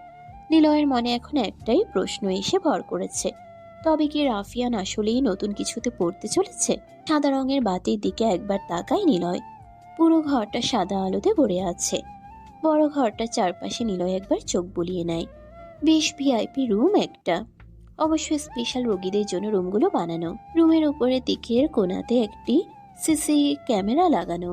নিলয় সেখান থেকে চোখ সরিয়ে সামনে থাকা বিছানায় বসা নীলাদ্রির দিকে তাকায়। নীলাদ্রি নিলয়ের দিকে তাকিয়ে আছে। নিলয় বলে, সব প্রমাণ কেন নষ্ট করে দিয়েছ? বোকার মতো প্রশ্ন করো না নিলয়। হুম কোনটা তুমি ভালো করেই জানো। হুম আর এটাও জানো তোমার জন্যই গুলি খেয়েছি। আমার জন্য? তার নয় তো কি? নিলয় জানে তাকে গুলিটা কে করেছে, কিন্তু এখানে নিলয়ের কোনো হাত নেই। নিলয় নিজেই অবাক হয়েছে এভাবে সে এমনটা করতে পারে। নীলাদ্রি বলে, তোমার জন্য নেহা আমাকে গুলি করে নিলয়, এটা তুমি জানো, কিন্তু বিশ্বাস করতে পারছো না, তাই তো? নিলয়ের বুকটা ধক করে ওঠে। নেহা নামটা যেন নিলয়ের বুকের মাঝখানে এসে লাগে। মস্তিষ্ক যেন নেহাকে খোঁজার ইচ্ছে মনের মাঝে এসে জাগিয়ে দিচ্ছে। নীলাদ্রি আবার বলে ওঠে, নাফিস আরিফকে নেহা নিজেই মারে। প্রথমে ভেবেছিলাম এটা তুমি, পরে জেনেছি এটা তুমি নাও, অন্য কেউ। কারণ নিলয় মেরে কখনো মাস্কের ভিতরে তাকিয়ে যেত না, আর ও খুন করার পর মাস্কের ছবি এঁকে যেত। এটাই পার্থক্য। কারণ সে তোমাকে মেসেজ দিতে চেয়েছিল বলেই এমন করেছিল, আর সেটা কেবল নেহাই করতে পারে, কিন্তু আমি না। তোমার ব্যাপারে পুলিশকে কিছু বলবো না, পুলিশের হাতে তোমাকে তুলে দেব। কারণটা একদমই সোজা, আমি তোমাকে ভালোবাসি। নিলয় চুপ হয়ে বসে আছে। নিলয় যা ভেবেছিল একদমই তাই হলো। নেহাই সবকিছু করেছে। নেহাকে খুঁজে বের করতে হবে আমার। নিলয় মনে মনে কথাটা বলে, তারপর উঠে দাঁড়ায়। নীলাদ্রি বলে, চলে যাচ্ছ? আচ্ছা যাও, তবে নদীর পাড়ে যাবে না? নেহাকে প্রায়ই সেখানে দেখা যায়। নিলয় কোনো কথা বলে না, কাঁধে ব্যাগটা তুলে নেয়। কেবিন থেকে বের হয়ে চোখ থেকে চশমাটা ছুঁড়ে ফেলে ফ্লোরে। তারপর পকেট থেকে ফোন বের করে মাসুম, সিয়াম আর রাফাতকে কল দেয় গাড়ি নিয়ে আসার জন্য। ফোন পকেটে রাখতে যাবে তখনই বেজে উঠে সেটা। তাকিয়ে দেখে নীলাদ্রির কল। বলো। এখনই যাও, নেহা ওখানেই আছে। তবে এটা ভেবো না তোমাদেরকে আমি সাহায্য করছি। ভালোবাসা আর প্রিয় জিনিস কেউ কখনো ভাগ দিতে চায় না। তোমাকে ভালোবেসে আমি ঠিকই আমার করে নেব। নিলয়ের মাথাটা কেমন যেন চক্কর দিয়ে ওঠে। নীলাদ্রি নামের মেয়েটাকে নিলয় যতটা না বোকা ভেবেছিল, সে ঠিক বোকা না। নীলাদ্রি আসলেই অনেক চালাক। নিলয় রুম থেকে বের হয়ে নিলয় আর দাঁড়ায় না, সোজা বাইরে চলে আসে। হসপিটালের বাইরে বড় রাস্তায় নিলয়ের কালো রঙের গাড়িটা পার্ক করা। নিলয় বেশ জোরে হেঁটে গাড়ির কাছে যায়। মাসুম, রাফাত আর সিয়াম গাড়ির সামনেই দাঁড়িয়েছিল। নিলয় কাঁধ থেকে ব্যাগটা ছুঁড়ে ফেলে গাড়ির মধ্যে, তারপর ড্রাইভিং সিটে বসেও। সবাই গাড়িতে উঠে বসে। নিলয় গাড়ি স্টার্ট দেয়। এক টানে চলে আসে খুবই পরিচিত নদীর কাছে। নদী থেকে অনেকটা দূরে নিলয় গাড়ি থামায়। গাড়ি থেকে বের হয় ও। ভাইয়া কি হয়েছে? গাড়িতে থাকাকালীন কোনো কথা বলনি, কি হয়েছে আমাদেরকে বলো। নিলয় কিছুই বলে না, বেশ জোরে হেঁটে নদীর পাড়ে এসে দাঁড়ায়। পরিচিত আর প্রিয় সেই গাছটার নিচে তাকায়, কিন্তু কাউকে দেখতে পায় না ও। নিলয়ের চোখে মুখে উদ্বিগ্নের ভাব। মাসুম, রাফাত আর সিয়াম বেশ ভালো করেই লক্ষ্য করেছে, কিন্তু কেউ কোনো কথা বলছে না। নিলয় আগে পিছে সবখানে চোখ বুলিয়ে নিল, কিন্তু নিলয় কাউকে দেখতে পেল না। নিলয় ধপ করে গাছের নিচে যেয়ে বসে পড়ে। নদীর শান্ত পানির দিকে তাকিয়ে কেবল নেহার কথা ভেবে চলেছে। ভাইয়া ওইদিকে। মাসুমের কথা শুনে নিলয় প্রথমে মাসুমের দিকে তাকায়। মাসুম আঙ্গুল উঁচিয়ে নিলয়কে বলে সেদিকে তাকাতে। নদীর পাড়ের কাশবনের দিকে মাসুমের আঙ্গুলের ইশারা। নিলয় সেদিকে তাকায়। কেউ একজন চুলগুলো খোলা রেখে উল্টো দিকে ফিরে হাতে খরগোশ নিয়ে দাঁড়িয়ে আছে। নিলয় সেদিকে তাকিয়ে দৌড়ে যায়। নিলয় কি বলবে খুঁজে পাচ্ছি না। মেয়েটি পিছনে ঘুরে তাকায়। নিলয়ের চোখ যেন বিশ্বাস করতে পারছে না সামনে কে দাঁড়িয়ে আছে। নিলয় চোখ বড় বড় করে অজান্তেই বলে উঠল, নেহা। সামনে দাঁড়িয়ে থাকা মেয়েটি গম্ভীর দৃষ্টিতে তাকিয়ে রইল কিছু সময় নিলয়ের দিকে। তারপর কখন যে সে কান্না করে দিল মেয়েটি তা বুঝতেই পারেনি। নিলয়ের সামনে দাঁড়িয়ে থাকা মেয়েটি নেহাই। নেহা নিলয়ের দিকে তাকাতেই নিলয় কান্না করছে। নিলয় কিছু বলতে যাবে তখনই নেহা এসে নিলয়কে জড়িয়ে ধরে। নিলয় কেবল খরগোশ বাচ্চাটার দিকে তাকিয়ে রইল। ঠিক তখনই নিলয়কে অবাক করে দিয়ে বেশ বড় রকমের ঘটনা ঘটে। নেহাকে নিলয় চোখ বন্ধ করে জড়িয়ে নেয়। নেহা নিলয়ের বুকে মাথা রেখে কান্না করছে। নিলয় যখন চোখ খোলে তখনই দেখে চারপাশে পুলিশ দাঁড়িয়ে আছে। নিলয় নেহাকে টান দিয়ে ছাড়িয়ে নেয়। অবাক চোখে নিলয় নেহার দিকে তাকিয়ে আছে। নিলয়ের চোখে নেহার প্রতি রাগের প্রতিচ্ছবি আবার দেখতে পায়। নেহা চোখ নামিয়ে নেয় নিলয়ের থেকে। নিলয় কিছু বলতে যাবে তখনই নিলয় শুনতে পায়, মজার খেলা রাফিয়ান, বুদ্ধিমানদের খেলা রাফিয়ান। মাইন্ড গেম একটা। এই খেলাতে যে যত বেশি মাইন্ড গেম খেলতে পারবে সেই জিতবে। আর আমি কখনো হারতে শিখিনি, তবে এই খেলাতে আমি প্রথমে আসতে চেয়েছি। আমাকে ইনভলভ করেছ তোমরা নিজেরাই, আর এখন এই খেলাতে তোমাদের থেকেও বেশি এগিয়ে, তাই না রাফিয়ান? নিলয় ঘুরে তাকায়। নেহাও সেদিকে তাকায়। দুজনের চোখ অবাক হয়ে সামনে দাঁড়িয়ে থাকা মানুষটার দিকে তাকিয়ে আছে। সামনে দাঁড়িয়ে থাকা মানুষটা নীলাদ্রি, আর সেই পুলিশ এনে এমন করেছে। নিলয় প্রথমে ভেবেছিল নেহা আবার তার সাথে এমন করেছে, কিন্তু এখন মনে হচ্ছে নেহা নয়, সবটাই নীলাদ্রির প্ল্যান ছিল। নীলাদ্রি বেশ জোরেই হেসে ওঠে। নিলয়ের দিকে তাকিয়ে মুচকি হাসি দিয়ে ধীরে ধীরে এগিয়ে আসে কাছে। নিলয়ের চারিদিকে একবার ঘুরতে ঘুরতে বলে, তুমি জীবনে অনেক অবাক হয়েছ, তাই না? আসলে তোমার মাস্তানির থেকে অবাক হওয়ার বিষয়টা অনেক বেশি। চারপাশে দেখা পুলিশ পিস্তল তাক করে দাঁড়িয়ে আছে। তুমি চাইলেও স্নাইপার ব্যবহার করে কিছুই করতে পারবে না। আরে আরে ওয়েট ওয়েট। নীলাদ্রি নিজেই কথা বলে, নিজেই থামে। নেহা আর নিলয় কেবল হাবার মতো তাকিয়ে থাকে নীলাদ্রির দিকে। নীলাদ্রি কথা থামিয়ে নিলয়ের হাত ধরে বলে, অফিসার অ্যারেস্টার, নিলয় অবাক হয়ে যায়। নীলাদ্রির দিকে তাকায় নিলয়, নেহা তাকায় নিলয়ের দিকে। নীলাদ্রি হাসে। নিলয় কখনো ভাবতেই পারেনি এমন হবে। পুলিশ নেহার দিকে এগিয়ে আসতেই নিলয় বলে ওঠে, নীলাদ্রি, এসব কি হচ্ছে? কেউ ওর হাতে হাত করা পড়াতে পারবে না। কি করেছে ও? Sorry mister Niloy. আরিফ, নাফিসকে আর আমাকে খুনের চেষ্টা করার অপরাধে ওকে গ্রেপ্তার করা হচ্ছে। প্রমাণের সাক্ষী সবাই আছে মিস নেহা। নেহা নিলয়ের দিকে তাকায়। নেহা মনে মনে ভাবছে, এই বুঝি নিলয় সবকিছু তছনছ করে আমাকে এখান থেকে নিয়ে অনেক দূরে চলে যাবে। কি হলো নিলয়, দাঁড়িয়ে আছো কেন? প্লিজ কিছু করো, আমি তোমার সাথে থাকতে চাই। কিন্তু নিলয় সবকিছু শুনতে পায় না। তবুও নিলয় পকেট থেকে ফোন বের করতেই নীলাদ্রি বলে, কোনো কাজ হবে না মিস্টার রাফিয়ান। নিলয়ের হার্টকে ধরতে আসলাম। সব ব্যবস্থা না করে কি আসা যায়? তোমার লোক এখানে আসার সাথে সাথে বাঁচতে পারবে না, তুমি যতই চেষ্টা করো না কেন। নেহা আর তোমার হবে না। আমি আর তুমি থাকবো সারা জীবন। আর নেহা অফিসার। নেহাকে নিয়ে চলে যায় পুলিশ। নীলাদ্রি নিলয়ের দিকে তাকায় মিষ্টি চাহনি দিয়ে। নিলয়ের চোখে নীলাদ্রি বেশ ভালো করে রাগের দূরদর্শিতা দেখতে পেয়েছে। নীলাদ্রি বলে, কি করবো বলো? তোমাকে নিজের করে পেতে নেহা নামের কাঁটাটাকে তুলে ফেলতেই হবে। বেচারা নেহা তোমার জন্য খুনগুলো করলো। ও চেয়েছিল তোমার মতো হতে, যাতে তোমার আর ওর মাঝখানে কোনো তফাৎ না থাকে। সে চেয়েছিল হয় দুজন বাঁচবে একসাথে, না হয় দুজনেই জেলে যে একসাথে থাকবে। কিন্তু আমি থাকতে তো সেটা হবে না। আসি, হ্যাঁ, আগামী 3 দিন পর ওকে কোর্টে চালান দেয়া হবে। সব সমস্যা শেষ করে দেব। এরপর তুমি শুধুই আমার। নীলাদ্রি কথাগুলো বলে চলে যায়। নেহাকে নিয়ে যখন গাড়িতে উঠতে যাবে, নেহা পিছন ফিরে তাকায়। নিলয় সেদিকে তাকিয়ে আছে। নেহার চোখের দিকে চোখ যায় নিলয়ের। দূর থেকে নিলয় নেহার চোখে ভালোবাসার অশ্রু খেয়াল করেছে। নেহাকে নিয়ে চলে যায় ওরা। নিলয় হাঁটু মুড়ে বসে পড়ে কাশফুলের বাগানে। মাসুম, রাফাত আর সিয়াম দৌড়ে আসতে থাকে। নিলয় জোরে চিৎকার দিয়ে ওঠে। নিলয়ের চিৎকার শুনে পাখিরাও যেন ছুটে পালাতে থাকে। মাসুম এসে কয়েকবার নিলয়কে ডাকে, কিন্তু নিলয়ের সেদিকে কোনো খেয়াল নেই। নিলয় চিৎকার করে কাঁদতে থাকে। আজ রাতে নেহাকে নিয়ে কোর্টে যাবে নীলাদ্রি ও তার ভাই শরীফ চৌধুরী। নীলাদ্রি আজ সারাদিনই বেশ উত্তেজিত। নীলাদ্রির পথে আর কোনো বাধা নেই। যদি নিলয় তাকে ভালো না বাসে, তবে সে নিলয়কে ব্ল্যাকমেইল করবে। সবকিছু ভেবেই রেখেছে নীলাদ্রি। কেবল একটা সঠিক সময়ের ব্যাপার। আর নীলাদ্রি জানে সেই সঠিক সময়টা আজকের পরই হবে। মনে মনে নীলাদ্রি বেশ খুশি। রাত 8টা বাজে। থানা থেকে কয়েকটা গাড়িতে বেশ গাদা খানিক পুলিশ বের হলো, সাথে সিআইডি টিম। মেইন রাস্তার পাশে এক এক করে গাড়িগুলো। সবার সামনে নীলাদ্রি আর শরীফ চৌধুরীর গাড়ি আছে। নীলাদ্রি চাইছে শেষ অবধি নেহার চেহারাটা দেখতে কেমন হয়। তাই ছোট বোনের আবদার পূরণে শরীফ চৌধুরীও এসেছে। ওদের পিছনে সিআইডি অফিসারের আরেকটা গাড়ি, তারপরে 2টো পুলিশ ভর্তি জিপ, তারপরে পুলিশের প্রিজন ভ্যানে নেহা এবং তাতে আরো পুলিশ, তারপর আরো 4 গাড়ির পিছনে পুলিশ আসতে থাকে।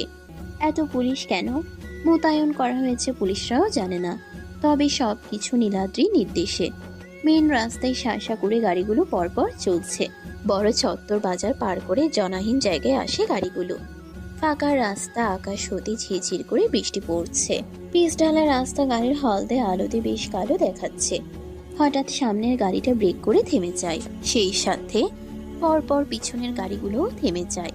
হলদে আলোতে স্পষ্ট নীলাদ্রি দেখতে পায় কেউ একজন বড় কালো রেইনকোট পরে আছে, মুখে কালো মাস্ক, মাথায় কোটের বড় টুপি পরা। ডান হাতে একটি পিস্তল রেখে রাস্তার মাঝখানে বাইক আড়াআড়ি রেখে বসে আছে। মাথাটা নিচু করে বৃষ্টিতে ভিজছে যেন। শরীফ সাহেব জোরে হর্ন বাজাতে থাকলো কয়েকবার, কিন্তু কালো আগন্তুকের কোনো খেয়ালই নেই। মাথা নিচু করে এক পা মেলে বাইকের সাথে হেলান দিয়ে পিস্টলা রাস্তায় বসে আছে। ডান পা মুড়ে বসে ডান হাতে পিস্তল নিয়ে অস্থিরভাবে বসে আছে আগন্তুক। শরীফ সাহেব পকেট থেকে ফোন বের করে কল দিয়ে কোনো এক পুলিশ অফিসারকে বলে, দেখ তো নামে কি সমস্যা, সামনে কে বসে আছে, তবে সাবধান, হাতে পিস্তল আছে কিন্তু। একজন পুলিশ হাতে পিস্তল নিয়ে বেশ ধীর পায়ে এগিয়ে আসে শরীফ সাহেবের গাড়ির কাছে। শরীফ সাহেব জানালার কাজ খুলে বলে, সাবধানে যাও, আমরা আছি, সোজা ধরে নিয়ে আসবে, তারপর বাদরামি বের করছি। অর্ডার প্রাপ্ত পুলিশটি হলো নিলয়কে যে একদিন চর মেরেছিল সে। শরীফ সাহেব যখন কথাগুলো বলে জানালার কাজ উঠাতে যাবে, তখনই ধক করে একটা শব্দ হয়। বৃষ্টি তখন বেশ জোরেই নামতে শুরু করেছে প্রকৃতিতে। লাল তাজা রক্ত শরীফ সাহেবের দামি গাড়ির কাছে এসে লাগে। নীলাদ্রি চমকে উঠে চিৎকার দিয়ে উঠে বলে, ভাইয়া প্লিজ তুমি বাইরে যেও না প্লিজ। শরীফ সাহেব গাড়ি থেকে নামে। একে একে পিছনে থাকা সব অফিসারও গাড়ি থেকে নামে। নীলাদ্রি আর থাকতে না পেরে সেও গাড়ি থেকে নেমে দৌড়ে শরীফ সাহেবের কাছে যেয়ে দাঁড়ায়। ওর কিছু বোঝার আগে কোথা থেকে গুলি চলতে শুরু করে দিল। সাথে সাথেই সব অফিসার একে একে মাটিতে পড়ে যেতে থাকে, কিন্তু গুলি চলার কোনো শব্দ কেউ শুনতে পাচ্ছে না। নীলাদ্রি চিৎকার করতে থাকে। কিছুক্ষণের মধ্যেই সব অফিসাররা মাটিতে পড়ে যায়। কারো গুলি লাগে বুকে, কারো কপালে। দুজন মানুষ কেবল গাড়ির সাথে লেপ্টে দাঁড়িয়ে আছে। বৃষ্টির ফোঁটা বেশ জোরেই ঘনীভূত হচ্ছে। তাজা রক্ত পিছঢালা কালো রাস্তায় বৃষ্টির পানির সাথে মিশে একাকার হয়ে গেছে। যে দুজন মানুষ গাড়ির সাথে সেটে দাঁড়িয়ে আছে তারা হলো নীলাদ্রি আর শরীফ সাহেব। নীলাদ্রির সামনে তাকায়। এখনো সে আগন্তুক ঠিক আগের মতো করেই বসে আছে। ডান হাতে পিস্তল নিয়ে বাম পা মেলে বাইকের সাথে হেলান দিয়ে মাথা নিচু করে রাস্তার মাটিতেই বসে আছে। শরীফ সাহেব চিৎকার দিয়ে বলে, শালা কুত্তার বাচ্চা আর আমি, তোর জন্য এসব কিছু হয়েছে। তুই আমাদের অফিসারদের মেরেছিস, তোকে তো আমি। কথাগুলো বলে শরীফ সাহেব কোমর থেকে পিস্তল বের করে এগিয়ে যেতে থাকে। পিছন থেকে নীলাদ্রি বরাবর কান্না করে বলতে থাকে, ভাইয়া প্লিজ যেও না, ফিরে। নীলাদ্রির কথা শেষ হয় না। নীলাদ্রির সামনেই তার প্রিয় ভাইয়ের লাশ মাটিতে পড়ে যেতে থাকে। নীলাদ্রি কিছু বোঝার আগে ওর চোখের সামনে ওর ভাইয়ের মাথায় একটা গুলি এসে লাগে, আর তিনি সেখানেই লুটিয়ে পড়ে যেতে থাকে। নীলাদ্রি দৌড়ে তার ভাইকে যেয়ে ধরে ফেলে। তারপর চিৎকার করে বলে, ভাইয়া ভাইয়া ভাইয়া, না ভাইয়া এমন হবে না, তুমি এভাবে যেতে পারো না। কি হয়েছে ভাইয়া তোমার? ভাইয়া। শরীফ সাহেব আর চোখ খুলে না। নীলাদ্রির সামনেই তার ভাই মারা যায়। নীলাদ্রি যেন তখন কথা শূন্য হয়ে দিক বিদিক তাকাতে থাকে। চোখের সামনে ভাইয়ের পড়ে থাকা লাশ আর পিস্তল দেখতে পাইও। পিস্তলটি নীলাদ্রি হাতে নেয়। তারপর জোরে হেঁটে যেতে থাকে সামনে আর বলে ওঠে, আমি জানি তুই নিলয় এমনটা করবে, আমি ভাবতেই পারিনি। তোকে আজ আমি নিজ হাতেই মারবো। কথাগুলো বলে পিস্তলের ট্রিগার চাপতে যাবে, তখনই কেউ একজন পিছন থেকে গুলি করে, আর গুলিটা এসে সোজা লাগে নীলাদ্রির বাম পায়ে। নীলাদ্রি পড়ে যায়। মাথা ঘুরে তাকায় পেছনে, দেখে নেহা পিস্তল হাতে দাঁড়িয়ে আছে কিছুটা দূরে, আর ওর পিছনে মাসুম, রাফাত আর সিয়াম, সে সাথে আরো অনেক লোক। নীলাদ্রির সামনে তাকায়। আগন্তুকটি মাথা তুলে মুখ থেকে মাস্কটা খুলে ফেলে। নীলাদ্রি তাকিয়ে আছে সেই দিকেই। নিলয়ের ইনোসেন্ট মুখটা দেখে নীলাদ্রি কেমন যেন ভয় পায়। নিলয় বসা থেকে উঠে দাঁড়িয়ে গুটি গুটি পায়ে হেঁটে নীলাদ্রির দিকে এগিয়ে আসতে থাকে। নীলাদ্রি ভার্ত দৃষ্টিতে তাকায়। নিলয় খুব কাছে এসে বলে, চেয়েছিলাম সবকিছু ছেড়ে দেব, রাফিয়ানের জগৎ থেকে নিজেকে সম্পূর্ণভাবে বের করে নিয়ে ভিতরে নিলয়টাকে নতুনভাবে বাঁচিয়ে রাখবো, কিন্তু সেটা আর হয়নি। চাইলেও আমি তা পারছিলাম না, কোনো না কোনো সমস্যা আসছিলই, কিন্তু আজকের পর থেকে আর কোনো সমস্যা আসবে না। এই বৃষ্টি স্নাত রাতের পর থেকে শুরু হবে নতুন দিন, যেখানে সূর্য হবে নতুন সকালের অতিথি। নিলয় আর কিছু বলে না। একটা বুলেটের শব্দ বেশ জোরে শোনা যায়। তারপর সব দিক নীরব নিস্তেজ হয়ে যায়। কেবল শোনা যেতে থাকে বৃষ্টির শব্দ। কয়েকটা গাড়ি যে যার মতো করে পথ খুঁজে নিয়ে চলে যায় তাদের গন্তব্যে, আর একটা বাইক চলতে থাকে নতুন শহরের উদ্দেশ্যে, নতুনভাবে বাঁচতে। যার ড্রাইভে আছে নিলয় নামের রাফিয়ান, আর সেই রাফিয়ানকে বেশ শক্ত করে পিছন থেকে আঁকড়ে ধরে বসে আছে আরেকজন রাফিয়ান। যা ড্রাইভে থাকা রিয়েল রাফিয়ানকে ছেড়ে যেতে পারবে না কখনোই আর। বড্ড ভালোবাসে যে তারা একে অন্যকে। তাই নতুনভাবে বাঁচার জন্য নতুন শহরের উদ্দেশ্যে রাফিয়ান জীবন ছেড়ে নতুন পরিচয়ে বাঁচার স্বাদ নিতে চলেছে দুজন বৃষ্টি বিলাসী মুসাফির বেশে। রাফিয়ানি ভালোবাসা যেন এখানেই শুরু, সমাপ্ত।